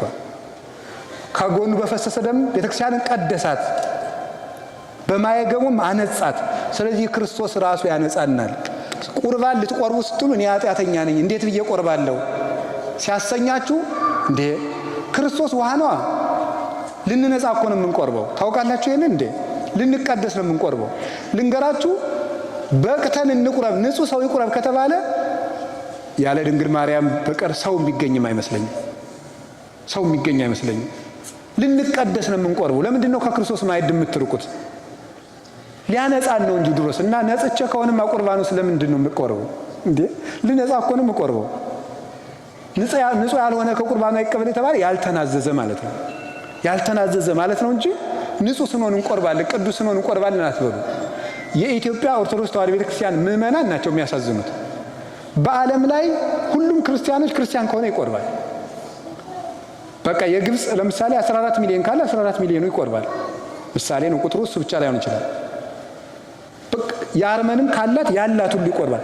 የኢትዮጵያ ኦርቶዶክስ ተዋሕዶ ክርስቲያን ግን የሚቆርብና የማይቆርብ ተብሎ ሁለት ክፍል። ለምን? ክርስቲያን ከሆን መቁረብ አለብን ሁላችንም። ስለዚህ የእግዚአብሔር ቤተሰቦች ሁላችንም ክርስቶስ ያነጻናል። ውሃ የሚያስፈልገው ላደፈ ነው ወይስ ለታጠበ ሰው ነው? እና እንግዲህ ኃጢአተኛ ከሆን እንዲያውም የሚያስፈልገን ክርስቶስ ለኛ ነው። ቅድም ካህኑ ሲቀድሱ አልሰማችሁም እንዴ? ይትስክር ለነ አበሳነ ዘትካት ፍጡነ ይርከበነ ሳይልከ እግዚኦ። ስለዚህ እኛን በምሕረት ኃጥአንን ማረን። ወለጻድቃንሰ ምግባሮሙ ትምህሮሙ ወትእሴዮሙ። ጻድቃንን ግን ከስራቸው የተነሳ ትምራቸዋለህ፣ ዋጋ ትከፍላቸዋለህ። እኛን የማርከን ጊዜ አሚሃ ትሰማይ መሐሪ፣ ያን ጊዜ ነው እንጂ ይቅር ባይ የምትባል። እነሱንማ እንደ ስራቸው ትምራቸዋለህ ብሎ ድሮስ የሚያሻለኛው አይደለም እንዴ? መድኃኒት የሚያስፈልገው ለታመመ ነው ለጤነኛ ነው? ታዲያ እኛ በሽተኞች ከሆን ክርስቶስ አያስፈልገንም እንዴ? መቁረብ ያለብን እንደውም እኛ ኃጥአን፣ እኛ ዋሾች፣ ሌቦቹ፣ ዘማውያን ተሰብስበን ነው መጽደቅ ያለብን። ስለዚህ ሁላችንም ንስሐ እየገባን እውነቴን ነው የምነግራችሁ፣ ስጋው ደግሞ ተቀበሉ። እንዲያው ማዕድ ከተሰራበት ቤት ውስጥ ውሎ ጦምን ከመውጣት በላይ ሞኝነት አለ? የሕይወት እንጀራ ክርስቶስ ከተፈተተበት ከተማ ሆናችሁ ጦማችሁን ትኖሩ? የሕይወት ውሃ ክርስቶስ ከተቀዳበት ከተማ ሆናችሁ እንዴት ትጠማላችሁ? እኔ ይህንን ነው የምነግራችሁ። አደራችሁን ይሁንባችሁ። ስጋው ደግሞ ያልተቀበላችሁ ሰዎች እስከ መስከረም ድረስ ለቁርባን ተዘጋጁ። የቤት ስራ ከዛ መጥቼ ጠይቃችኋለሁ እግዚአብሔር ካደረሰን። ይሄንን ሁላችሁም እንድትዘጋጁ እውነቴን ነው። እግዚአብሔር እድል ሰጥቷቸዋል። ትልቅ ነገር ነው። ካልሆነ ግን የሀገር መፈራረጃ ይሆንባቸዋል። የሀገር ጫማ ሁሉ የሚቀድስ ነው እያንዳንዱ እርምጃ ማለት ነው። ዲዮናሲዎስ የሚባል የቅዱስ ጳውሎስ ደቀ መዝሙር አለና ስለ እመቤታችን ጌታ ከተሰቀለ በኋላ ያለውን ሕይወቷን ሲጽፍ ምን ይላል? እመቤታችን ዘመኗን ያሳለፈችው ምን እያለች ነበር? በእያንዳንዷ የኢየሩሳሌም ቦታዎች እየሄደች እዚች ላይ ልጄ እንዲህ አድርጎ ነበር እያለች ማልቀስ፣ እዚች ላይ ደግሞ ልጅ እንዲህ አድርጎ ነበር እያለች እያለቀሰች ነው የጨረሰችው። እና ኢየሩሳሌም የሚኖር ሰው በእያንዳንዷ ቦታ እየሄደ ማርያምን እየተከተለ እዚህ ላይ ጌታዬ እንዲህ አደረገ እያለ መኖር አለበት ነው የተባለው። ቢያንስ ይሄ እንኳን ባይሆንላችሁ ሰርታችሁ የምትበሉ ናችሁ። ቅዱሳት ቦታዎችን ከማክበር በተጨማሪ ስጋ ወደሙን ተቀበሉ። የሕይወት ውሃ ክርስቶስን ርቃችሁ አትኑሩ። ከቃሉ ጋር ናችሁ። የመጨረሻ ውሃ ጥም ይቆርጣል። እስኪ በሉ ውሃ ምን ይቆርጣል? እንግዲህ ተምራችሁ ያላገኛችሁትን ሰላም፣ ገንዘብ ሰብስባችሁ ያላገኛችሁትን ሰላም፣ አግብታችሁም ያላገኛችሁትን ሰላም፣ ነግዳችሁም ያላገኘታችሁትን ሰላም ክርስቶስ ይሰጣችኋል። እሱ እውነተኛ ሰላም ነው። እርሱን ማግኘት አለብን። ሰላም ሰጠን። መጀመሪያ ተገኝቶ ይውላችሁ ለሐዋርያት መጀመሪያ የሰጣቸው ጸጋ ምን እንደሆነ ታውቃላችሁ? የትንሣኤ ዕለት ሰላም። እስቲ ሰላም በሉ እንጂ። ካህኑ በየሰዓቱ ምንድን ነው ሰላም ምንድን ነው የሚለው? ለኩልክሙ ሰላም ከእናንተ ጋር ምን ይበል ይኑር ምስለ መንፈስከ እንደ ቃል ይደረግልህ። እቺ ነው የምንመረቀው። እቺን ሰላም ሐዋርያት ጌታ ለሐዋርያት የትንሣኤ ዕለት የሰጣቸው ሰላም ነው። እና ወገኖች ሰላምን የሚሰጠን ክርስቶስ ነው። አሁንም ሰላምን የምናመጣት እኛ ነን። በየሰዓቱ እየተነሳ ብዙዎቹ በዚህም በኩል ይመጣሉ ይባላል። አሁን ኢትዮጵያ ከ5 ዓመት በኋላ ያልፍላታል። ኢትዮጵያ ከ3 ዓመት በኋላ ይሄ ሁሉ ድሪቶ ነው። ኢትዮጵያ ሰላም የምታገኘው እኛ ሰላም ስናገኝ ነው። ሰላማችን ደግሞ ማን ነው ወገኖች? በሉ ነው እንግዲህ ጥማችን ወደሚቆርጥልን ወደ ክርስቶስ እንምጣ። ሁላችንም ሕይወታችንን እናስተካክል። ከሱ ጋር ኑሩ። ከቤተ ክርስቲያን አትለዩ። ሥጋው ደግሞ ተቀበሉ። መጽሐፍ ቅዱስ አንብቡ። ሞኝ አትሁኑ። ዘመኑ ዝም ብሎ የሚኖርበት አይደለም። እናንተ ካላወቃችሁ የእናንተ ልጆች ነገ ምን ሊሆኑ እንደሚችሉ አስታውሱ። ልጆቻችሁ ነገ በፓጋኒዝም፣ በኤቲዝም፣ በኢስላሚክ ዶክትሪን፣ በፕሮቴስታንቲዝም፣ በሴታኒዝም በዚህ ሁሉ ጥያቄ ተተብትበው ነው የሚያድጉ። ምን እንደምትመልሱላችሁ እንጃላችሁ። አታነቡማ? ምን እንደምትመልሱላቸው እስቲ ነገ ገዝታችሁ በምትሰጧቸው ስልክ ስለ ሰይጣን ይሰበካል። ስለ ሰይጣን ዝሙት አለ እዚያ ውስጥ። ያን ጊዜ እነዚህ ልጆች ማን እንደሚመልሳቸው አታነቡምና አንብቡ። በቀን አንዳንድ ምዕራፍ መጽሐፍ ቅዱስ አንብቡ። የእግዚአብሔር ቃል ሰላም ይሰጣችኋል። ኖን ማይቶት ለእግሬ ሕግ ከብርሃን ለፍኖቴ፣ ሕግህ ለእግሬ መብራት ለመንገዴም ብርሃን ነው። ስለዚህ ጌታችን ኢየሱስ ክርስቶስ የሕይወት ውሃ ነው። የሕይወት ውሃ ስለሆነ ነው ለ12ቱ ደቀ መዛሙርቱ ያንን ሕይወት ሰጣቸው። በዓለም ላይ ሕይወትን ሁሉ አፈሰሱት። ሕይወት የሆነ ኢየሱስ ክርስቶስ በዚህም ሀገር በሀገራችን በኢትዮጵያም በዓለም ላይ የተዘራውን የሞተ ሾህ ሁሉ ይንቀልልን።